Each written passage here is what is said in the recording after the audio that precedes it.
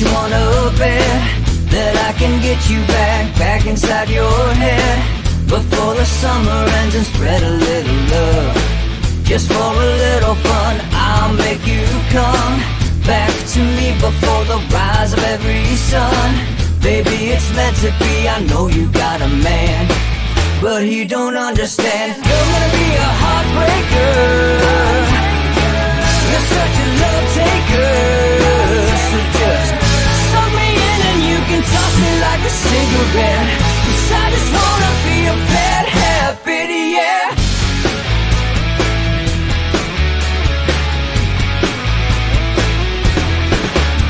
There's rhythm in our love, it's impressive, excessive.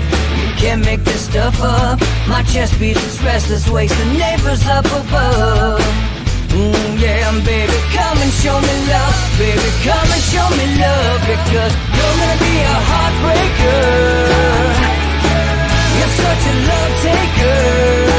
So just suck me in and you can toss me like a cigarette. 'Cause I just wanna be a bad habit, yeah.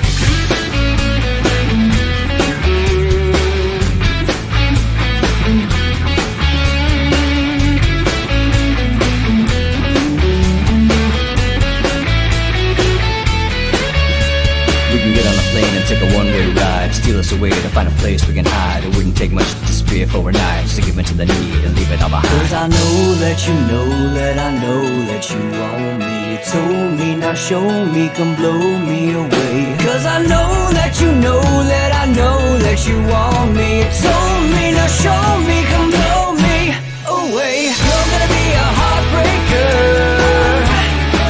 You're such a love taker. So just suck me in and you can toss me like a cigarette. 'Cause I just wanna be a bad habit, yeah. You're gonna be a heartbreaker.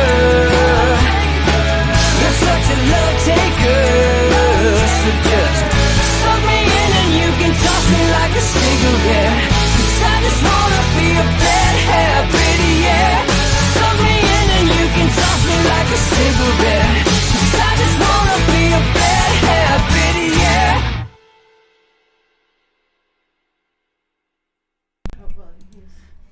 All right, and welcome to Inside the Numbers with the People's Pundit. I'm your host, Rich Barris, the People's Pundit. Hopefully, Laura, get that up on locals. Very busy morning. Very busy morning. Just within the nick of time. Got it up on Twitter. All right, so we got to the Nevada voter file analysis. We're going to go over that today. Locals community, you got the PDF, you got it statewide, and you got it county by county, statewide. This is how we call it statewide, but it's county by county.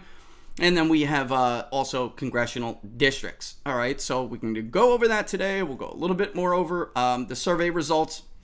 And there's something I wanted to talk to you guys about, especially the locals community, about this. I have determined, and MarketSite had an issue over the last 2 days or so.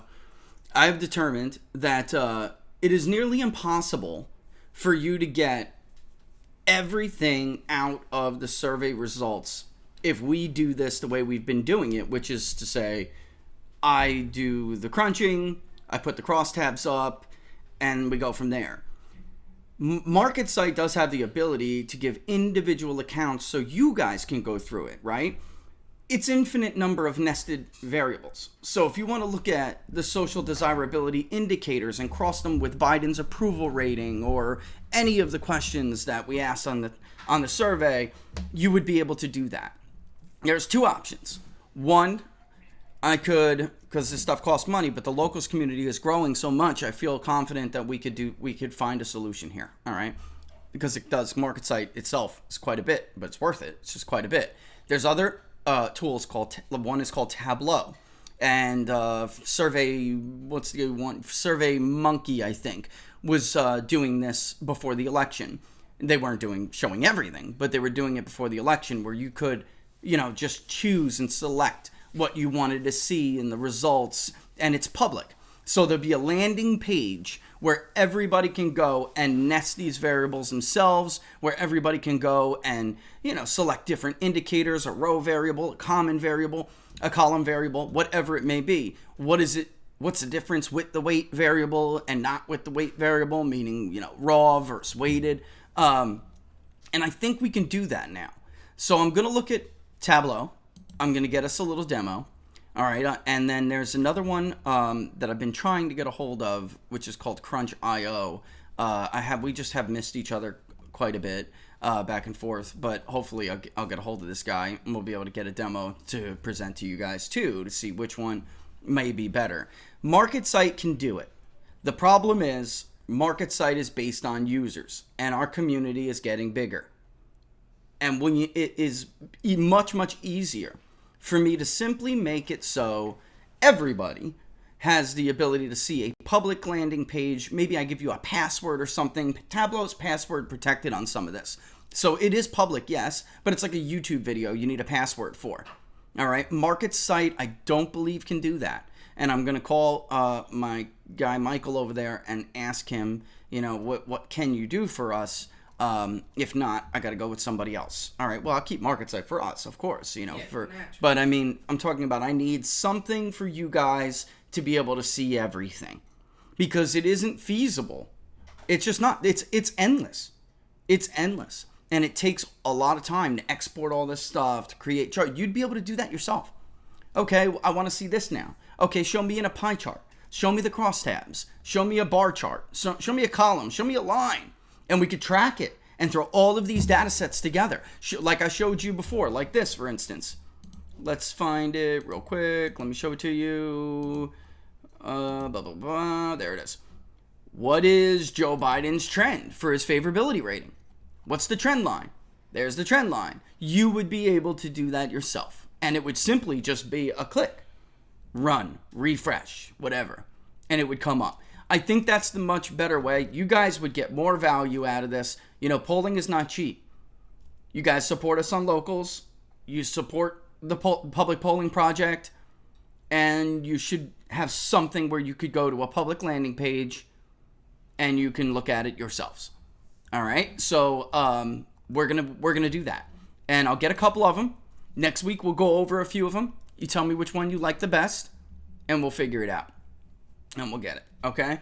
And I'm thinking the thing is, Tableau makes it's like easier to do what I want to do, but it won't be able to offer as much as MarketSite.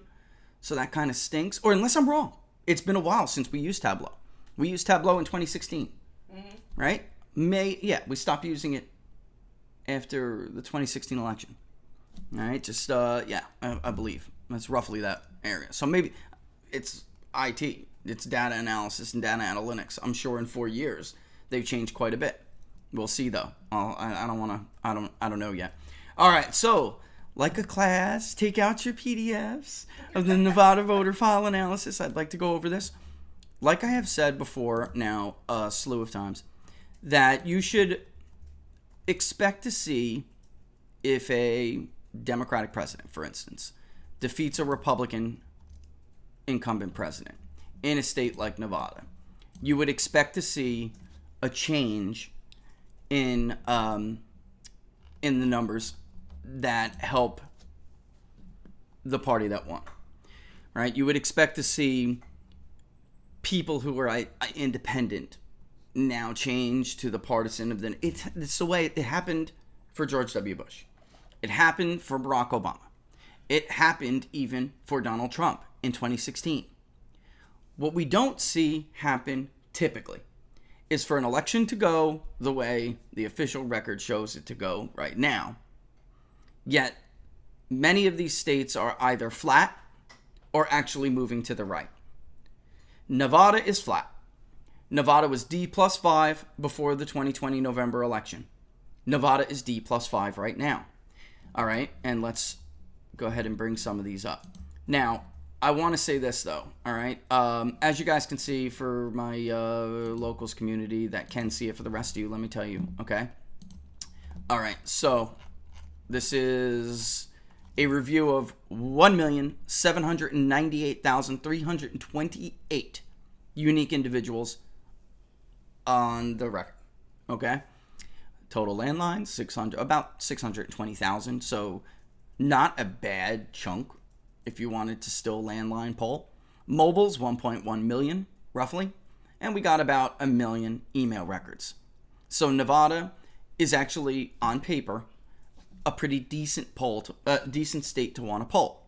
However, because of the way Nevada is, it is in the geography, the difference in cultural attitudes, depending on that geography, how diverse it is, not just Hispanic, but subgroups of Hispanics, and now newer populations of Asians in Washoe County, right? And then you have your traditional urban vote, Elk and Douglas, and so on and so forth.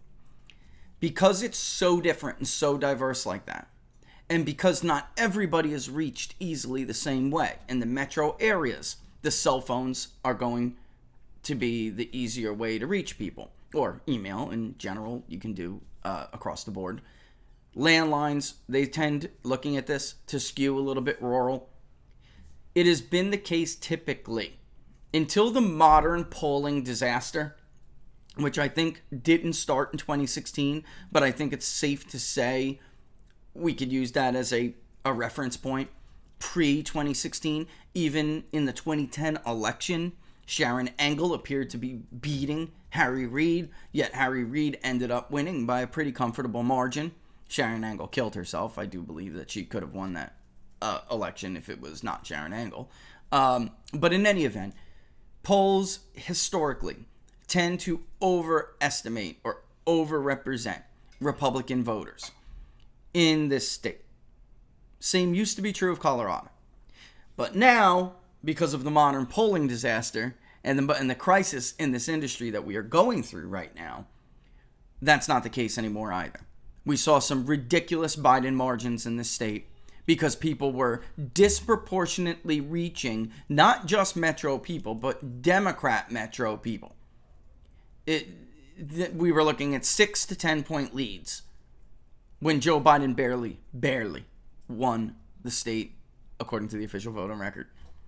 It's my little caveat there. All right. And in any event, or of course, excluding deceased and excluding recent movers, which I will tell you right now was a major issue in Clark County. In fact, I told you all for 2 months going into this election that the problem with the changes before 2020 was that it disproportionately would lead to irregularities in Democrat-leaning areas, especially Clark County. They're Democrat-controlled. The vote wasn't very Democratic this time, to be frank. Donald Trump did do what is traditionally thought. He did put together the recipe that has traditionally been thought to be the path forward for a Republican candidate. He got above 42% in Clark County. He got 4 out of 10 Hispanic voters. All right? That is traditionally the way everybody believes Clark County can be won. And we're going to talk about what happens, not Clark County, the state can be won. We're going to tell you exactly what's been going on here. All right? He did all that, yet he lost. And what I was trying to tell you was Clark County is about, let's just call it 70%. Statewide, Clark County will represent 7 in 10 of those votes. Total statewide vote. All right? However, when it comes to problems with change of address flags, meaning voters who have left, but their records are still on the rolls, and if you're doing what Clark County did, which is just send out all these absentee ballots and their applications, right? Then you're going to have, quite literally, tens upon tens upon tens upon tens of thousands of voters, more than that actually, that, or not of voters, of ballots that are going out that are not legitimate records. These people left. They went to another state. They went to another wherever, but they are no longer eligible to vote in Clark County. Yet they were still sent out. And even though Clark County is 70% of the vote statewide, they represent about 86% of the total statewide dirty voter roll. Meaning, the records that should be no longer on there because they are not eligible to vote. Remember our slogan? Being registered to vote in the United States of America is not the same thing as being eligible to vote in the United States of America. I know that sounds crazy, but it's true. Just because a voter record is there does not mean it's an eligible voter. And in Clark County, if they wanted some shenanigans, if they wanted to do something wrong. There is a ton of material to do it, and it would be disproportionately disadvantaging the rest of the counties. All right? So with that in mind, what I'm saying is their dirty voter roll problem is a greater share of the overall state dirty voter roll than their share of the vote. The legit vote. Okay? All right. Nevada is one of those states that actually does have a bunch of third parties and non-major parties designations. Here's where it's important. Independents in Nevada continue to vote with Republicans at the presidential level and typically at the senatorial level.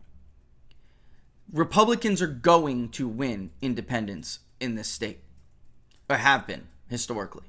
The question is whether or not they will win them by a double-digit margin. So elections in this state are determined by 1, turnout, and 2, that margin among independents and third-party voters.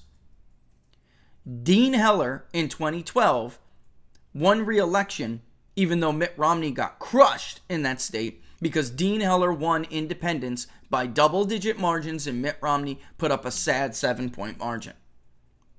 Donald Trump nearly beat Hillary Clinton in 2016 because the exit polls were wrong. If you do the voter analysis like we did, it's clear he won independents by about 13 or 15 points.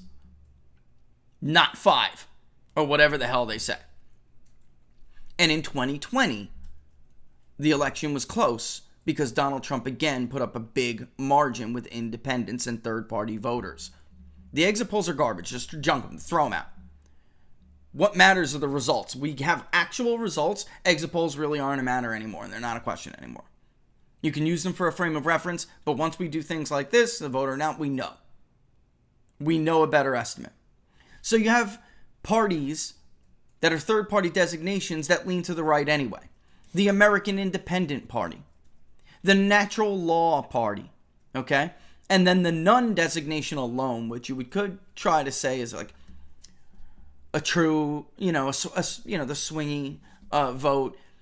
That's 436,777. So about 24, a little over 24% of the vote is independent. So now you see Democrats are 37, Republicans are 32. It's D plus 5, but you have a chunk, 1 in 4 about of the vote that is independent. So if Republicans do better with turnout and win the independent vote by a decent margin, they can in fact easily overcome the D plus 5 lean. Secondly, until recently, Democratic crossover has been kind of high.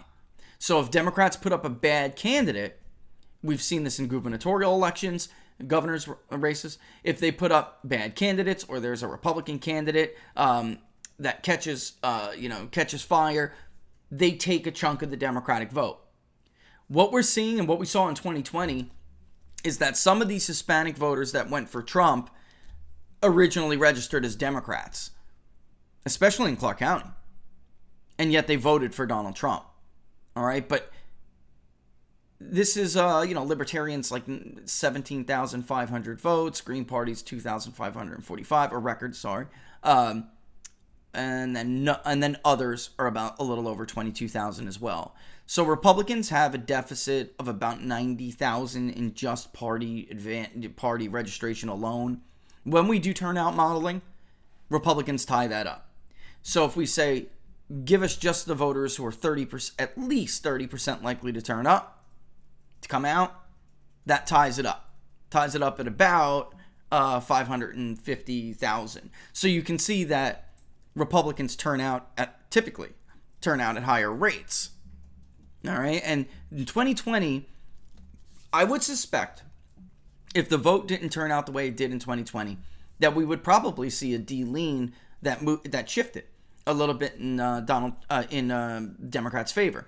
But because, as John Ralston even put it, Donald Trump got a deluge of rural votes, unlike anything anybody has ever seen out of this state. It has never happened. I mean, the numbers were ridiculous. And for such a state with dispersed populations in small rural areas, the numbers were huge. Because he did that, this held at D plus 5. I have no doubt. All right. So one other thing you may want to look at is that in the voter file, males outnumber females a little bit. Now, there are unknown records here, quite a few of them. All right, it is odd, but it is Vegas, baby. It's Vegas. All right. It is possible for men to outvote women in this state. It just like Wisconsin. But you can't take that to mean much. All right. So you would think, well, if the state is, more male than other battleground states, then why do Republicans have trouble getting, close over that 2%? It's always like 2%, 2.5%, right? Because I would suggest that it really, number one, again, what kind of males are voting? And number two, I really think it's probably more like 52-48 female or 51-49 female. It's probably safer. Honestly, it's probably a safer way. All right. But not always. Not always. You may notice too that the state is not heavily married. All right. It is a 33%, a third of the electorate or potential electorate we identified as single, known single. Now there's almost 40% that are unknown. But we were able to identify a third, which is more than the married that we were able to identify, which is only 27%. For those who don't know, why does this matter? Because singles, or I would say, because married individuals, married voters vote Republican, or Republicans staying out. That doesn't mean they take every married voter. When I say something like that, I mean the margin is pro whatever party. Single people vote Democrat.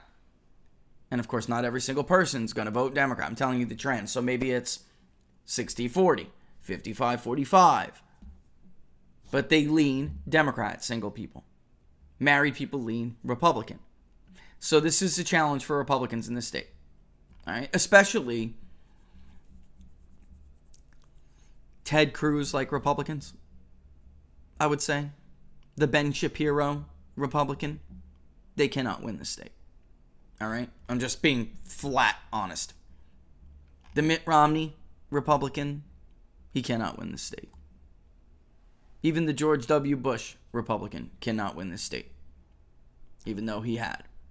It's because of Bush this state slipped out of the grasp of Republicans. Not slipped because they can win it.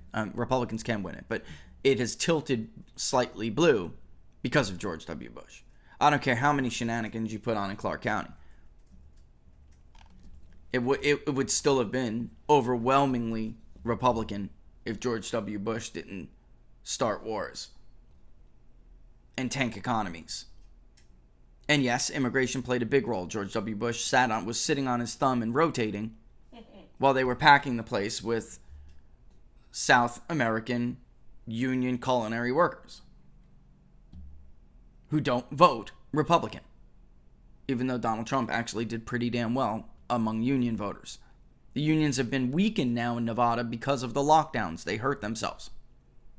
But what really was going on, George W. Bush's calamitous second term hurt Hispanic voters in this state badly. We're not the only ones to do work on this. Other people like Mike Barone did work on this years ago. The housing crisis crushed the Hispanic Republican voter who was chasing the American dream in Nevada. It crushed them. So you wouldn't vote Republican either if this happened to you under a Republican president. And George W. Bush did really well among them. He betrayed them and hurt them badly. So they went elsewhere. And their kids who watched it went elsewhere. That is on George W. Bush. All right. Also, we can see with education, this stuff is always finicky like this. The largest group is some college, completed college. Second largest, high school. And graduate school is a mere 3% that we were able to identify. All right? It isn't necessarily an overly educated, or I hate using that word. Overly poorly educated is a better word. All right? Just because you have an education, folks, don't mean you're smart. Doesn't mean you're educated. In fact, we have a term around here we like to call poorly educated. Never in the history of this country has an education been such a waste of money. All right? Anyway, 22.8% identified as Catholic. 36% identified as Protestant. Jewish, about 2%. Islamic, about 1%. All right? And of course, we have a ton that we don't know. 35, 36%. Hell, it's even thousands. We identified thousands of Greek Orthodox. There is a Mormon population in Nevada. People make a big deal. Mitt Romney was going to, right, Laura? Mitt Romney was going to carry Nevada because of the Mormon population. Folks, look at the Mormon population. The identified Mormon population in Nevada. You think it's right? You think we should be advising the Republican Party to kiss Mitt Romney's butt for 0.05% of the vote? Identified vote? I'm sure of course there's more than that. But that is politically stupid. It's not Utah. All right. I mean, just look at it. It's ridiculous. There are more Buddhists. We identified more Buddhists in Nevada than we did Mormons. I mean, there's almost as many Lutherans. You want to show to the Lutheran Church? I mean, they're so backward. They're so stupid. Mm-hmm. Anyway, yeah. So, and the congressional districts. All right. Obviously, the first congressional district is very Democratic. All right, but actually, it's about 20% of the vote. Check out the district map we put out. Don't ever entertain Democrats when they talk to you about gerrymandering ever again. The truth is, Democrats had control of this country for almost 100 years in the 20th century, uninterrupted almost. That's why 94 was the Republican Revolution. They controlled the South for much of the 20th century. They controlled parts of the Northeast too. So they cut these districts the way they were in the 20th century. After Republicans in the second half of the 20th century started to make gains, they started to cry foul. And it wasn't really until 2010 where Republicans won so much of the state legislators and so many gubernatorial races that they were able to do something about it. And then Democrats really had a canary and cried like a bunch of babies. 11 years later, 10 years later, we're hearing things like sue to you blue. Democrats jerried every damn state almost in this country for 100 years. Now they get not even a dose of their own medicine, a half of a dose of their own medicine, and they cry like little girls. Look at that district. Look at the first congressional district, and you tell me why it can't go more north a little bit. You're telling me that you can't take a little bit more? Oh, Rich, it's because of population. Okay. I mimic the judge when I say it's like pornography. It's hard to define, but you know it when you see it. They are clearly cutting out a little urban circle and refuse to go west or north. All right. The second congressional district is about 26.4% of the vote. The third congressional district, about 29. Let's just round. And the third congressional district is about 29. The fourth congressional district is about 25. Okay. And you can go through them all, and you can get by age. You can do everything in there, all right? Let's take a look at CD1, the most Democratic district in the state. CD1 is 26 points Democratic, all right? Nuns represent a greater share of the voter file analysis than Republicans, who are at 20.3%. Democrats being 46.3. I'm sorry. It's a 26% Democratic lean. Now, nuns are 26. So the district is technically DIR. It's not even DRI. All right. And gender-wise, again, this is because the 1st Congressional District, the data attributes are more scarce. All right. And what do I mean by that? I don't mean scarce. I mean, it's not, because scarce isn't the right word. There are more complete records in other areas of the state. The 1st Congressional District does not have a similar completed record in its totality than some of the other districts. All right. Is that odd? Yeah, damn right. I see stuff like that, I smell bull. Absolutely. I mean, well, it's like, why can't you do your job as well as everybody else? All right. Now, what makes it so democratic? Well, we were only able to identify 36% as Caucasian, white Caucasian. Hispanic, 23. African Americans really aren't that big of a block, 2% identified. There's a huge chunk that is, 36% that's unknown. And look, you don't put this stuff down when you go to register to vote. If you went to DMV and you filled out that's how we're getting that information. If you went to DMV and that's where you registered to vote and you did put down those data attributes, that's how we're doing that. But a lot of people go register to vote, the party registers them, whatever it may be, and there's no way to put their race. They're not offering up their religious information or what grade, what high school or what the highest, college completion is or highest education completion is. They simply don't do that. All right. Let's move on to Congressional District 2. And we'll briefly go over it, and then I'm going to tell you what the deal is with the state in the last 20 years. All right. All right. So now we get into the 2nd Congressional District, and it is R plus 10. All right. There are 22% that are over, none, I would say. And again, there's a lot of these third parties. Like 5% we identified as American Independent in the 2nd Congressional District. 30% Democrat. So it's RDI. All right. And actually, it's barely RDI. It's close to RID.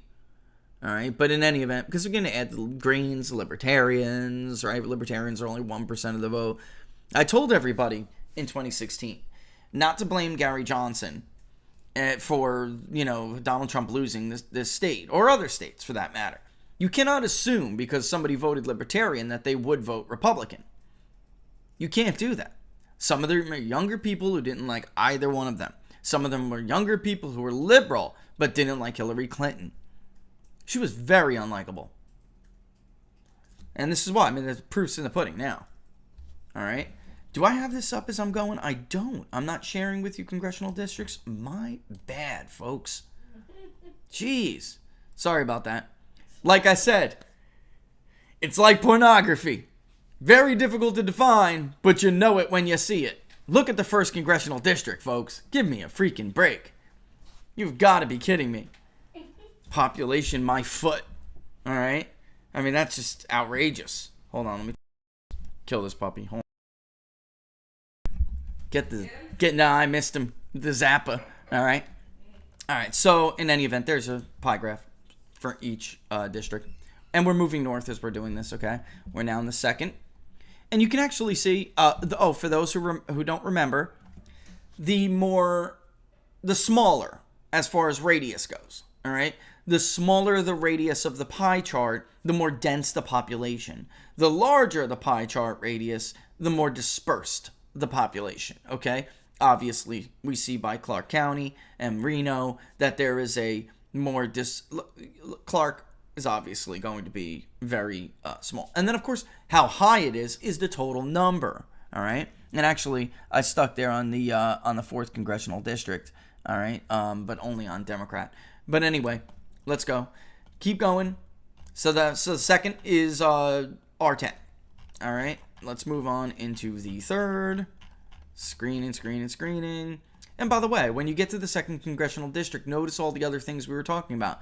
The Catholic vote share goes down a few points. The Protestant vote share goes up a few points. It obviously gets whiter. It's 71% identified as Caucasian. You'll notice the unknown number now starts to come down because the records are more complete outside Clark County. Clark is dirty. The rolls are dirty. All right.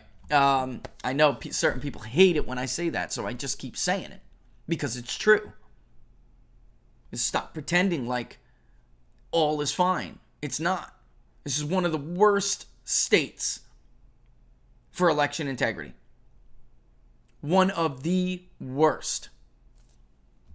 I'm surprised Trump got as close as he did. You want my honest opinion? All right. And what do I think? I think that's another episode.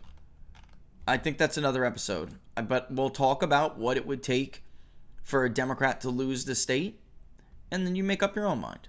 All right? All right, moving on to Congressional District 3, which is a battleground district. All right? This one is almost even. It's D plus 2. But obviously, with 25% saying they are none, and then all the other, again, almost 5% American Independent Party. All right, these third-party groups outside of green lean to the right. All right, so when someone says they're none or they're other or they're, natural law, these people lean to the right.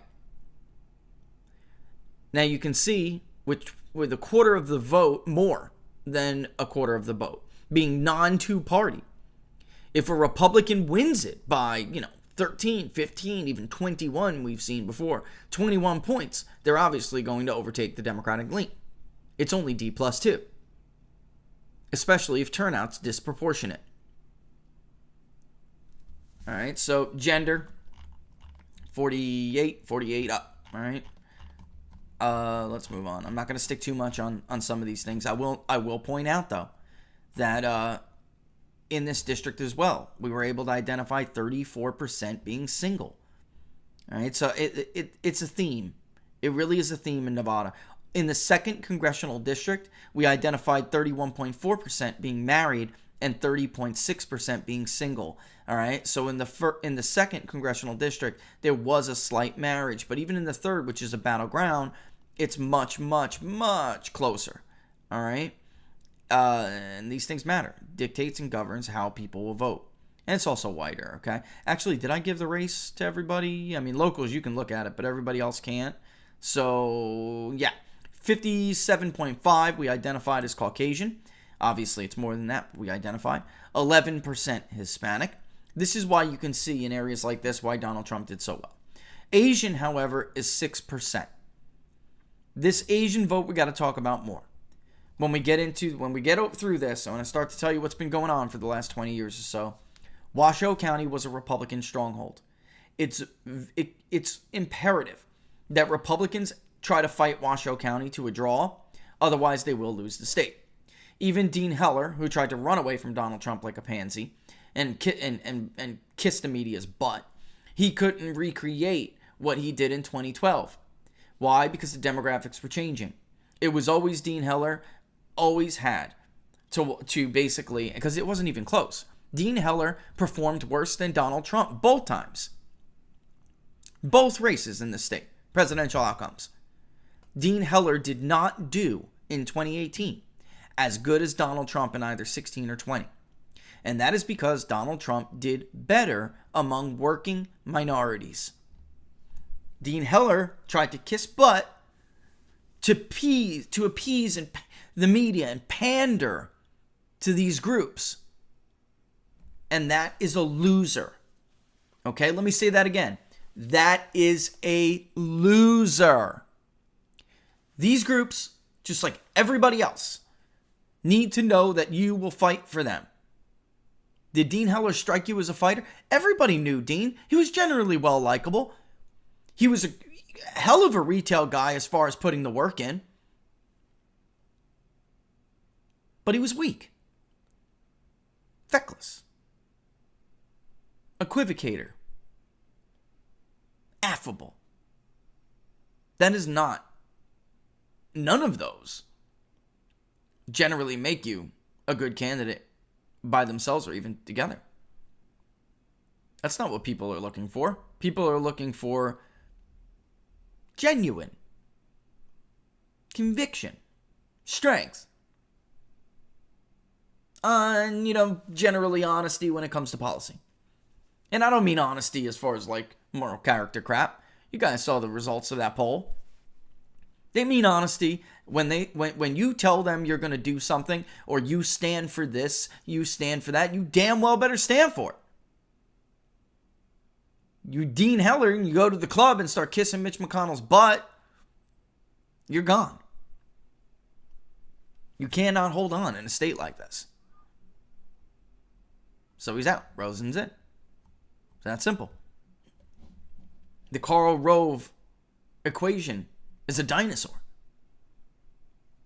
It's a dinosaur. His boss destroyed it himself. Now people don't give a damn about that. They just want to make sure that you're not going to allow a subprime mortgage crisis to take their home away. You'll notice still graduate school is not particularly big. All right. In some of these other states, it is hard to identify education, but in some of these other states, we genuinely, get, comparable numbers. And the bottom line is that this is not, 10, 15%. All right. CD4 is also a Democratic lean, D plus 9. All right. And the nuns and others, roughly about 25% when you add them all together. Actually, more than that, about 30% when you add the American Independent Party. So it's like, well, Rich, how come these races are so close then? Well, because independents do lean to the right in this state. It's only a matter of how much. What is the margin? And that is where we're going to go next. The margin has shrunk in recent years because, or I would say it shrunk comparable to the, what it needed to be because of the Republican share of the vote going down. Because Washoe County has changed demographically. Washoe County used to be a Republican stronghold, like I said, and Republicans did two things to hurt that. There's a more professional class Asian vote that's moving in. They're single. They're Democrats.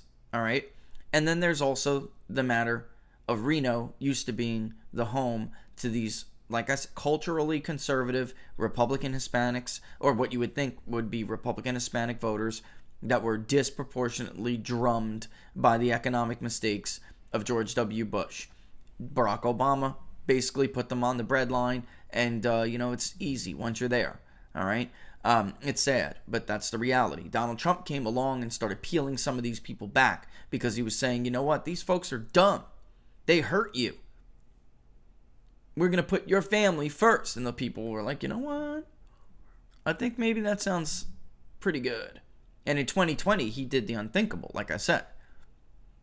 It just wasn't enough when you have Clark County dripping in votes, 72 hours later. Actually, beyond that. Sorry, beyond it. And then in Washoe County needs to be able to help offset that. And the problem, because it's the second highest population, right? The problem for Republicans is Washoe County has gotten away from them. Dean Heller won Washoe County. Mitt Romney won Washoe County. He just got clobbered. I believe he did. I just, you know what? Somebody may want to double check me on that. But I believe Mitt Romney did, in fact, win Washoe County. Still, it was still Republican at that time.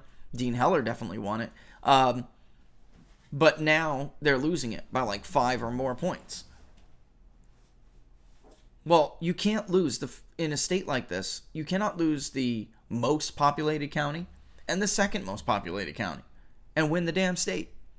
There's not enough of the vote. If you guys remember my Nevada voter file analysis episode that we did where I showed you maps that showed you the individual records by their address, and that basically comes in the form of little dots all over a geographic map from Google Maps, right? And it's a red dot for a Republican, it's a blue dot, and there's clusters all over. You could see how dispersed and small the population was in rural Nevada. Same thing with New Mexico. It's another reason why it's an incredible challenge for Republicans. Colorado, same thing. There's just not enough votes out there. You need that deluge of rural vote to help offset the big numbers in the Southeast, but you can't lose the Southwest as well. You cannot lose Washoe County as well. You got to at least fight it to a draw and then hope that your rural vote just overtakes Clark County. And with the margin Donald Trump pulled off in Clark County, he would have done that it had not for those late arrivals. That would have happened. That was happening. All right, so there is no, like, the Dean Heller model is dead. It's not possible anymore because you'll never close that margin in Washoe County by trying to appease these Democrat professional class people. You have to, you can't appease them, but you can appeal to those who are being hurt by them. And there are a ton of them. But they were hurt by you previously, so it's going to take a little bit of time to earn their trust back. I mean, it should make sense to everybody. All right? And now this really shouldn't be, like, difficult to understand for these political consultants, but it is because they're still living a lie. They're still living in their own fake their own fake world. All right, so a couple things about CD4. All right, I'm telling you, professional class single, I'm not kidding. 34% identified as single, only 28.5% identified as married. We were able to infer a couple hundred here and there. Inferred 954 other people who were married, inferred another 364 who were married. Who were single. But still over, single carries it. They carry it by 13,000. That's, I don't know how to say this delicately. Marriage is an important part of political maturation. Democrats, it would behoove them it behooves the Democratic Party to incentivize people to have babies out of wedlock and be single. It does. Look, it does. I'm offending somebody's delicate sensibilities right now. They want you to get knocked up and not have a man, ladies. They want you to. Because they want you to be dependent on them. They'll be your man. Uncle Sam will be your man. Your baby don't need a daddy. Government's going to be his daddy. No, thank you. But I'm serious. It behooves them to do this. It's politically beneficial.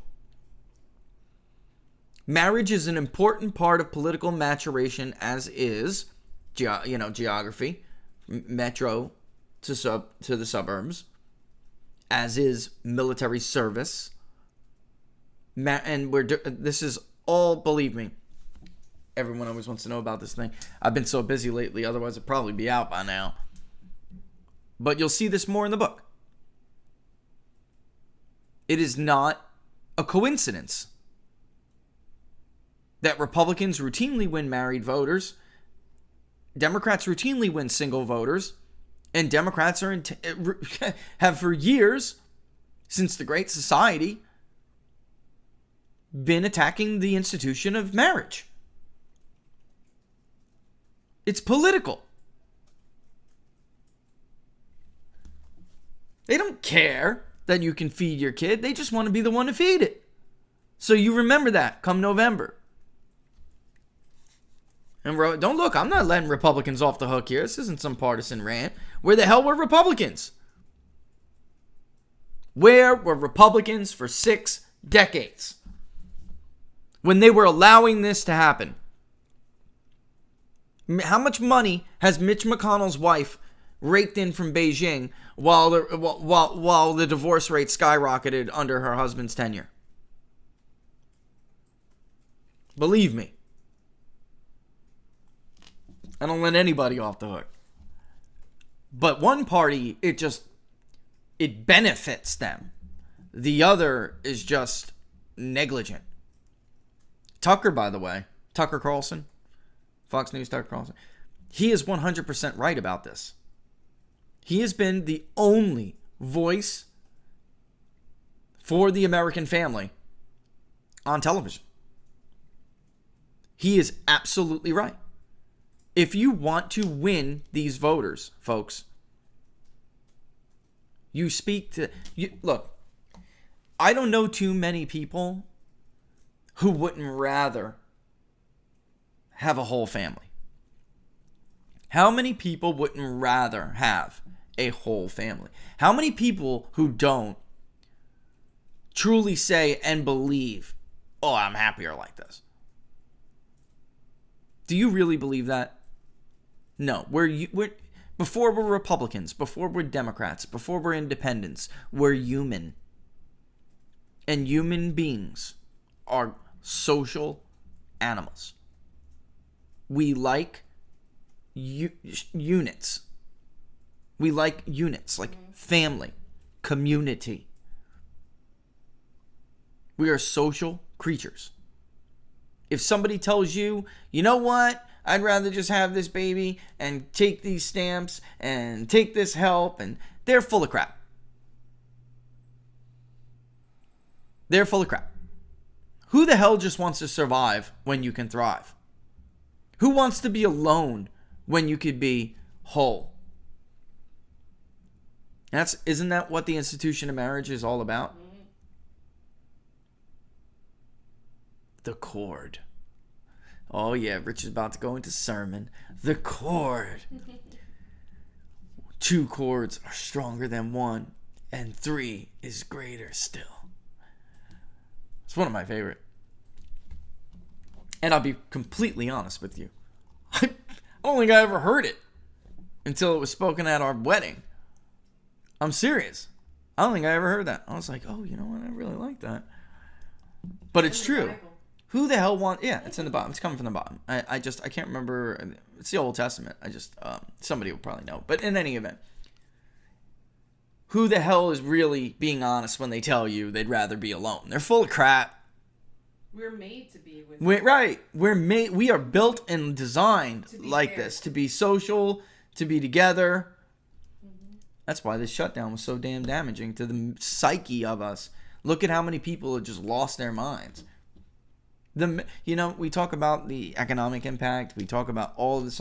The mental health, the consequences to mental health from what we have done is going to be studied for years to come. It is not, no, but folks, that's why jail is a punishment. That's why solitary confinement in jail is an even greater punishment. Huh? Eat less. Oh. Okay, so with that, it's about break time already. Damn. Really? Alright, when I come back, I'll get into why, it was an hour to go through 4 congressional districts and statewide, but we gotta cover all the bases so it makes sense when we talk about it. Alright? But, I did start to. I mean, the bottom line is, it's important for Republicans to compete in Washoe County if they want to win this state. If a candidate is getting clobbered in Washoe County, it is not going to go the Republican way. Democrats have made a bit of a mistake with this law. Not a bit of it was a monumental mistake. The lockdown and the governor's push on these lockdowns, the draconian policies on these lockdowns.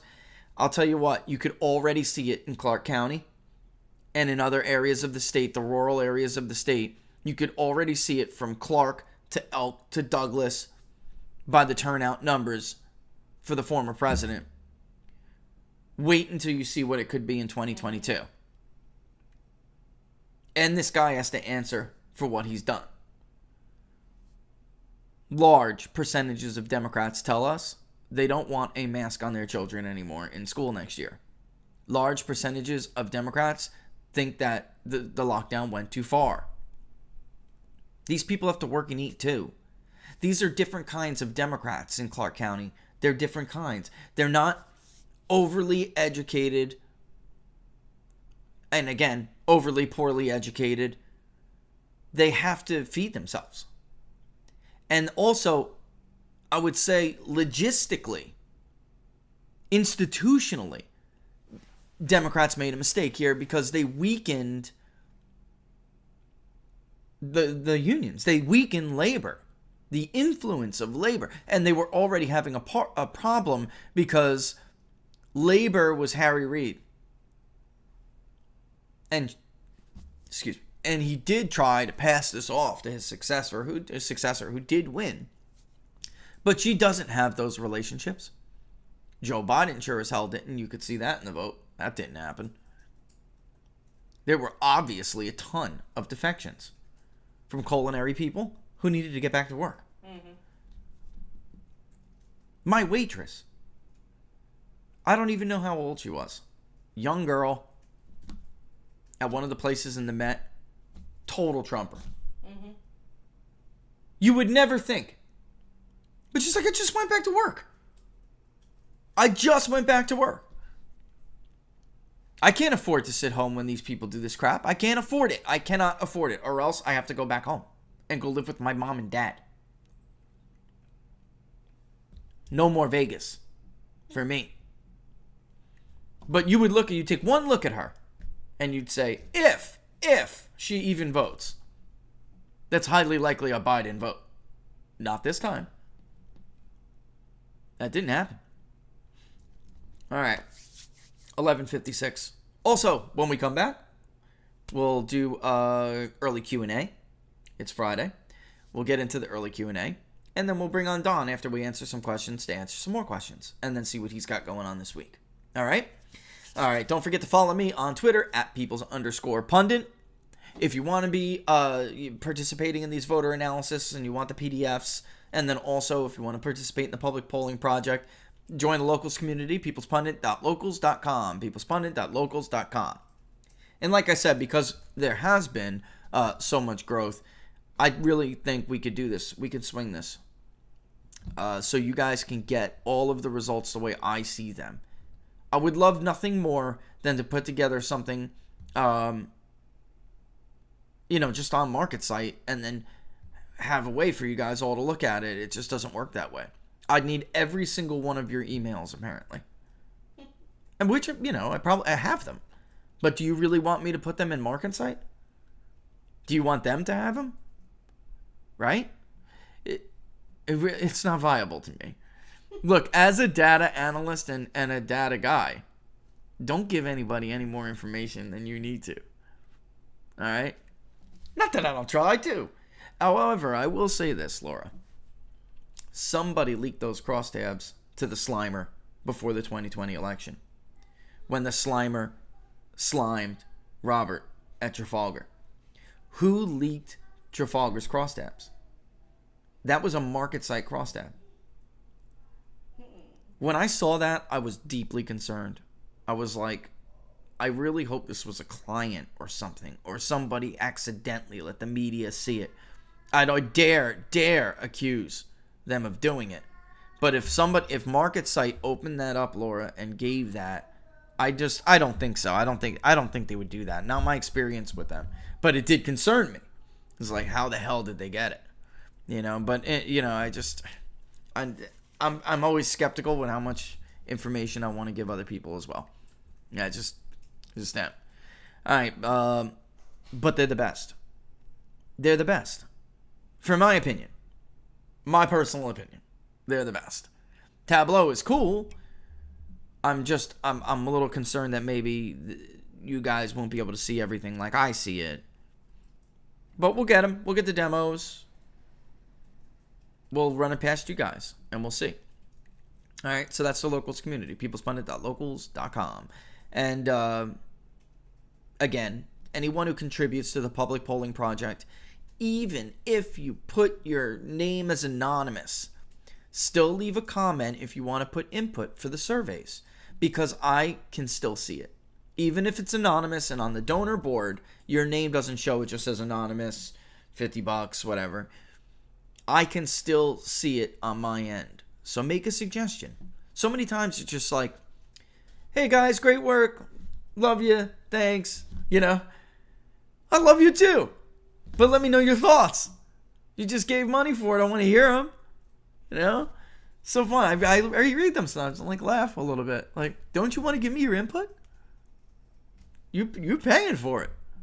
That's what I'm here for. I'm here to listen to your input. It's my job now because you have. That's the least I can do for you freeing me from the chains of corporate America. You're so cute. Unchain the People's Pundit. So are you gonna take a break? Oh, it's 12 o'clock. We'll be back in about, I don't know, minute and a half, 2 minutes. And we'll take some questions. All about seeing in a hot minute.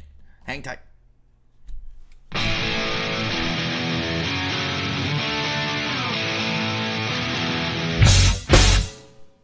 How much you wanna bet that I can get you back inside your head before the summer ends and spread a little love. Just for a little fun, I'll make you come back to me before the rise of every sun. Baby, it's meant to be, I know you got a man, but he don't understand. You're gonna be a heartbreaker, you're such a love taker. So just suck me in and you can toss me like a cigarette, 'cause I just wanna be a bad habit, yeah.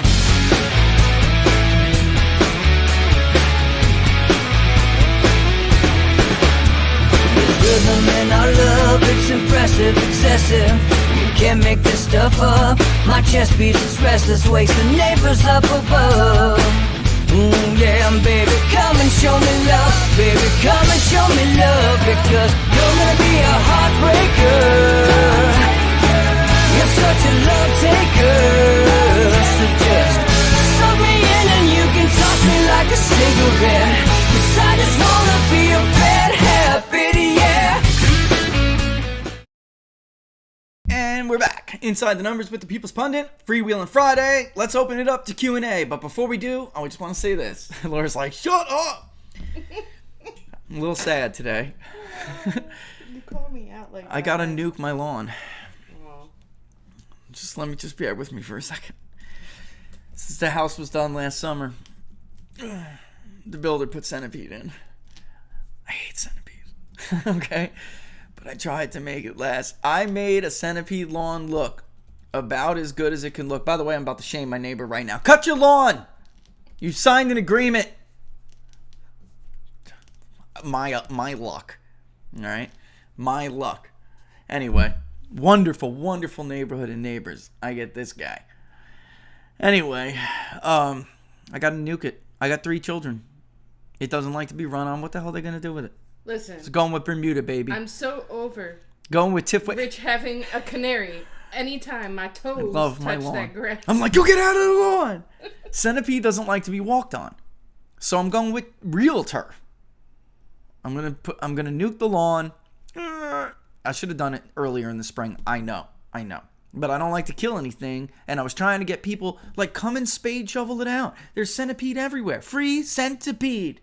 Somebody take it. Roll it up. You can still even see the side things, man. Poor centipede.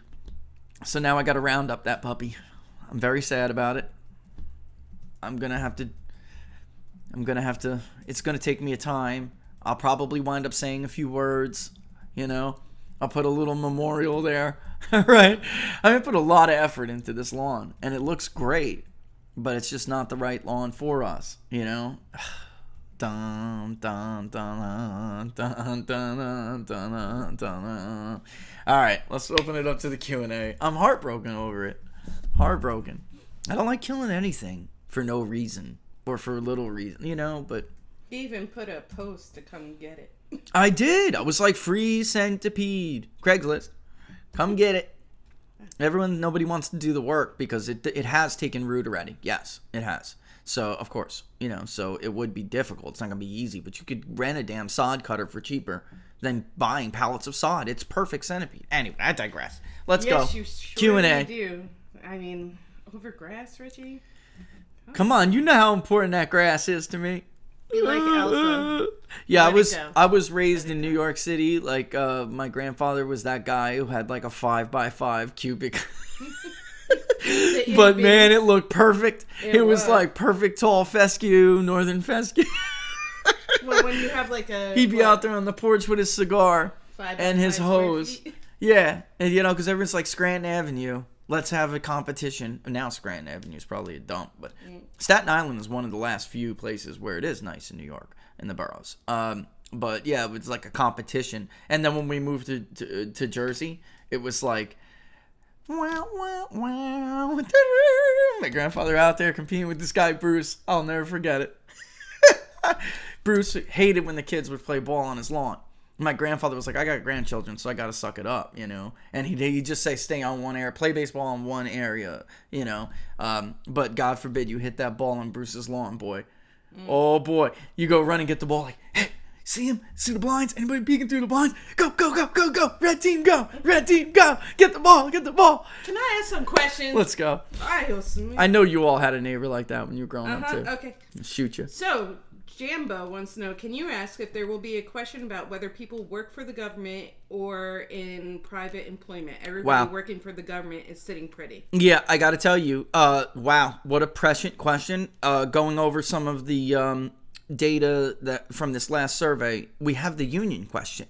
And I think it's only fitting whether to ask whether you're in the private or the public sector. I think that's so funny you asked that question. I think from now on I'd like to do that because just even from the union demographic alone, there are big differences. So we look at Joe Biden's approval among unions, for instance, and it doesn't look terribly bad. But then you got to ask yourself, well, who's a public sector union? Who's a private sector union? And in fact, market site, it's killing me. Let me see if I could pull up the. You would have this by now if I wasn't having the issues of exporting that I'm having. Let me get. And oh boy, let's see. Nope, that's a chart. Sorry, my fault. Bear with me, folks. Bear with me. Where's the cross tab? Yeah, 2 days ago, I've been able to access it. All right, let's go with this, and let's go to union. So that it would appear Joe Biden is sitting pretty among union voters. 28.5% strongly approve, 25.7% somewhat approve. So about a 54% approval rating among unions. And I'm thinking to myself, because of how Donald Trump did very well among union voters. However, what unions are we talking about? Because like you just said, the public sector is sitting pretty. In fact, the public sector, if you had kids, you got a week more. A month. In a month of benefits for care leave or whatever it's called. You got more than the private sector got with that stimulus. In total, you got in a week. It was a week. More than a month. It is. I'm sorry. It's a month because you could have children and if you're married, you could have gotten upwards of like $7,000. But they got, I think, a total of $34,000 for the duration of that program. So they could sit on their butt pulling on their tubing with their kids distance learning and make the salary that some people make in a year. It's crazy. So, yeah, I was looking at that from the union perspective. And I think that absolutely, just when people ask to the affirmative, when they answer, yes, I'm employed full-time, yes, I'm employed part-time, if they say no, they are not a small business, then they should also, and then, yes to a union, then they should also get whether or not they work in the public or private sector. I think it's a great idea. And actually, maybe we should just ask it, period. Regardless. If they say they're employed, then they get that question. Period. Because obviously, there's no point to ask people who are unemployed. All right? But that's a fantastic question. Yes is the answer. We're doing that. All right. 2 minutes, right? Wow. Anyway,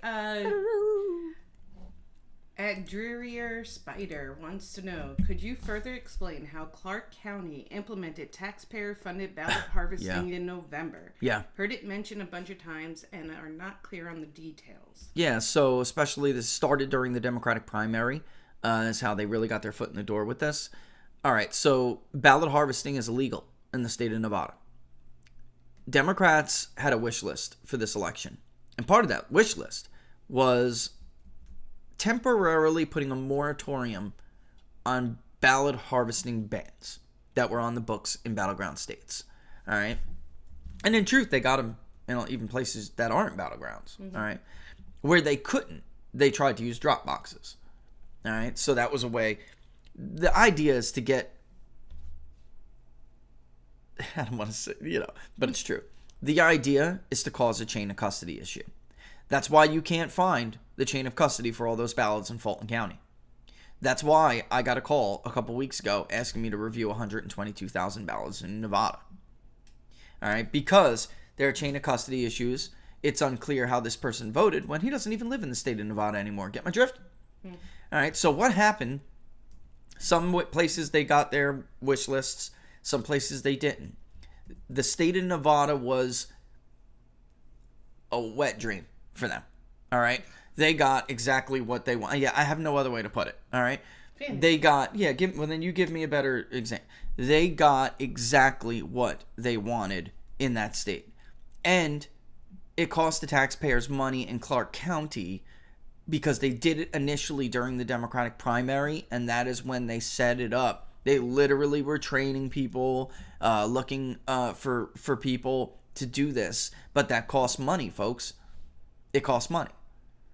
So they used the Democratic primary as a way to get their foot in the door. Republicans did sue, but they did not get this victory. Ronna McDaniel goes to Twitter. Victory! No. You lost. The bottom line is the chain of custody will be obscured now, and that's it. So even in states, and this state is the perfect and worst example. There is a ban on the books, and yet these local officials, we now know, were getting their pockets stuffed by Mark Zuckerberg. They were able to put a moratorium on it, basically. And because that infrastructure wasn't there, because there was a ban, they actually made the taxpayer, I think it was $300,000. It was some ridiculous amount of money. It was like $300,000 that was allocated to funding the training of people to harvest these ballots. And let me ask you a question. If you're an election official on Tuesday and you're a Democratic activist on Thursday, who the hell are you going to go out to get to train? And that's the way it is. We talk about these people like they're arbitrary and they're nonpartisan or something. No, they're not. They're partisans and they're hacks. PolitiFact, you are a hack. How embarrassed are you now that even judges are talking about how disgusting Fulton County is? You ran to these officials in Fulton County to fact check me and distorted what I said to begin with, which was talking about change of address flags. There are 140,000 approximately change of address flags in Fulton County alone. They twisted that because that means they're not doing their job. That's what that means. They twisted that to mean every single one of those counted as a vote. That is not what I said. The voter file shows 140,000 change of address flags. You run to the criminal to give his defense? So you allow the criminal to investigate himself, to explain him or herself? Now look at you. PolitiFact is a disgusting sham of an organization. But I hope that answers your question with ballot harvesting. They tried this everywhere, but failed in many places. In Georgia, they failed. So instead, they used the drop boxes. The point is to obscure chain of custody. All right? I mean, there is no valid reason. And when we ask people, do I have it in here? I don't still, but you can look at the first public polling project. When we ask people whether or not they support a ban on ballot harvesting and drop boxes, they overwhelmingly support bans across the board. They do not support these things. Why? Because why does a third party need to handle these ballots at all? Americans are practical people. It really didn't matter what party. They understand this isn't because there's some conspiracy of voter suppression. No, this is a conspiracy to obfuscate the chain of custody so people can't backtrack what happened or where votes came from or whether they're legitimate or not. Is that really John Doe's ballot or did Jane Doe fill it out? All right, let's boogie. And signature verification, by the way, has to be weakened or removed in total, or the way that we scrutinize the signatures, because what good is harvesting these ballots if the signatures end up not matching? Crappy Burger, where are my scans, you scumbag? Had to throw that one in. I do. I'm just going to keep hitting this guy. This was the most secure election in the history. Okay. Your own assistant had his address used by somebody. I know. This, you freaking tools. You're tools. You're all a bunch of tools, man. You got yours coming. Anyway, Leafy about to get Bug. your comeuppance. Leafy Bug would like to know. Exit polling in the UK has been perfected to the extent that they now call election outcomes when Curtis exit poll results drops. I realize that US elections are way more complex than the UK elections, across multiple time zones, so many different vote tallying methods, etc. But could US exit polling be improved using the Curtis exit polling methodology? You know, that was my suggestion in 2016. And, ironically, our methodology for polling was generally based on that. And in that, and they smeared us for it, remember? That's not real polling. That's fake, right? And then the AP stole it from us and came up with the AP voter analysis. And Fox News joined their bandwagon. All right, but the fact of the matter is, you guys have different, your data collection modes aren't as, I don't know if I want to say this correctly, but your data collection modes aren't as tainted as ours is. And I would still argue they do call those elections, or they project, the Tories will have this many seats, but just like here in the United States, they adjust those as the night goes on and results come in. They have done a better job, but they've had some misses too. The Tories were overestimated last time. 2 elections before that, they were underestimated. The general idea, and Likud was overestimated the election before. Who tries to mirror that, by the way. The general idea is that we get these waves, and they shouldn't be doing that at all, because, like you said, you don't have the time zone issues that we have here. And there's no, even if you're adjusted later, there's no risk that you're really influencing votes. Here, I swear to God, they do it on purpose. I don't think they want to improve it, because it wouldn't help them, right? If you have a seat out in Orange County, Republicans have heard that the Democrats are going to take the House, then what's the point of going to vote for Dana Rohrabacher at this point? We lost, right? So that happened to Dana Rohrabacher. There's no doubt. That happened to others out there as well. When Fox News projects the House is gone 2 hours before the polls close, what the hell's the point? And in the Panhandle, how many times in Florida have they tried to do that to keep voters in the Panhandle from going out and voting? Well, Al Gore already won the state. What's the point? Right? And by the way, Hillary Clinton. They called the state for Hillary Clinton. She lost it. They were trying to get so I just want to let you know, because there are a ton of things that we could do differently here. They don't want to. I really believe that now, in my heart of hearts. They don't want to. It doesn't benefit them. All of this is constructed to help their preferred party. And they have no reason to change it. They don't care about their reputations anymore.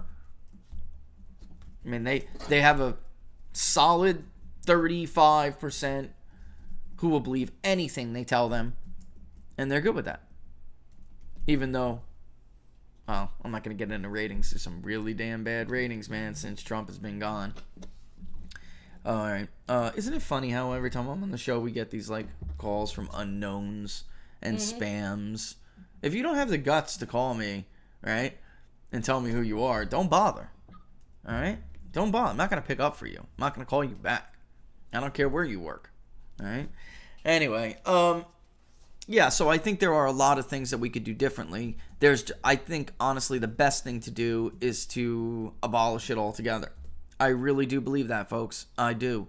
Because America is too big, too diverse, and it's more than diverse, like you just said, geography and demographically, racial, whatever. It's diverse on how we even count votes. There are so many other factors that come into play. And that's why you have people like, exit poll veterans like Murphy said, this should be ended. Enough with attempting to start something new. We should end this. This is not ethical anymore. And it's not. All right, so, yeah, I don't think you can even see him. There's this thing flying, buzzing around my head. But I agree. I think they should just go. I don't think it's possible in a place like the United States of America to do that accurately without influencing the voter. And that's, talk about election interference. That's election interference. Real election. Not the fake ones with Vladimir Putin. That's real election interference. All right? But, smaller populations, of course... Yeah, smaller populations in a smaller geographic area are, of course, going to make it a lot easier. But even still, Brazil, Laura, that the right wing vote was dramatically underrepresented. Peru, I mean, it's all over. So there's a desirability, there's a social desirability bias that's essentially gone global at this point. You know. All right, let's rock and roll. Oh my goodness. And then we'll answer one more. Bring in Don. Let's see. Valdar, however you'd like to say it, had a similar question on the economic indicators. Is there a reasonable way to ask what type of jobs people have or are looking for? I'm thinking along the lines of programmers versus construction workers, perhaps additional segmentation by attributes like government and supervisory positions. Yeah, that's interesting because we do have what's it called? Occupation. Okay, from where we'll basically be, asking them. We get it from the IRS and the census, so it's just an easy way for me to kind of, just figure out whether or not we have too much of one, and not that I'm gonna weight it because of it, but it's an easy way for me to figure that out. So yeah, I mean we absolutely could do occupation is what he's asking, and we absolutely could do that. But yeah, I mean I'd have to check it out and see where to go. Where we'll talk it over. Ask him. Is he on Locals? Are you a local person? All right. Well, I'll show you the next time we're going over stuff, and you guys tell me what you think. All right. How's that sound? And I would pull it up now, but there are a lot of them, and it's difficult on phone components to do it. All right. It's very difficult on phone components to say pick which one you are because it's so many. It's just so many. It's so many. It can't be done on interactive voice response unless it just can't be because you don't have that many options even available to you.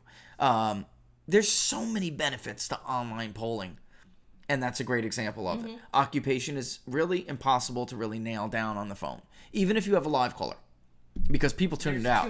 There's just too many options, and they tune it out. People need to reread them a couple of times to figure out exactly where they fall. You'll find a healthcare worker that could have two possible choices, depending on what area of healthcare they're in. I mean, it happens, yeah. But that's neat. I mean, bottom line is we could ask people their occupation along with the sector. It's big, though. We'll go over it. We'll go over it together. Let me just bring in Don, and then we'll grab another question. All right? All right, my friend. There's Don from the Don Smith Show, everybody. Thanks for joining us. How you doing, Don, today? Let's get into this Q&A. How we doing? Let's do it. I'm doing good. How about you? Living the dream, my friend. Living the dream. Sweet. As always. And I got some time a little bit after the show today. We got to chat, all right? Yep. All right? All right, yeah. cool. Yeah, we definitely. It's good stuff. Good. Yeah, I'm pretty excited. So let's get... Well, first of all, Don, Did you go? Let me just let's get his take on Nevada. Were you looking and listening when we were going over this voter analysis? You know, it's like interesting. People always had this equation to win Nevada. Donald Trump absolutely put together that equation. He did. He won. He hit the mark with Hispanic voters. He hit the mark in Clark County. This idea, I think it's important because of the slippage Republicans are seeing in Washoe. It's important if you're going to win these people back and you're going to win their children back who remember the devastation. It's important to recognize Washoe County was lost because of George W. Bush. All right, that was a Republican stronghold. The Hispanic vote there, these were conservative. What's the word? Their views. They were conservative in socially conservative and family oriented. These were the perfect kinds of Hispanic voters for the Republican target demographic. George W. Bush did very well with them, and then he proceeded to destroy their economic lifestyle. So, I mean, that happened, and it disproportionately killed these Hispanic American dream chasers in Clark and in Washoe County. He decimated them, Don.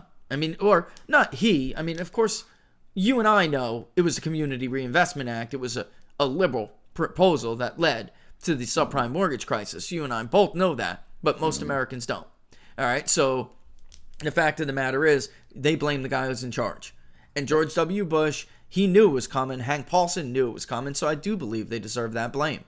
So the point is, with all these new professional class Hispanic Asians and professional class whites moving in, there is no other way to tighten Washoe County other than to appeal to the working men and women who are of all races, and also the family, being pro-family. That is a unique opportunity, that county, and they're not doing it. They're still trying to follow the Karl Rove model, even though Karl Rove's boss is the reason Nevada tilts Democrat now.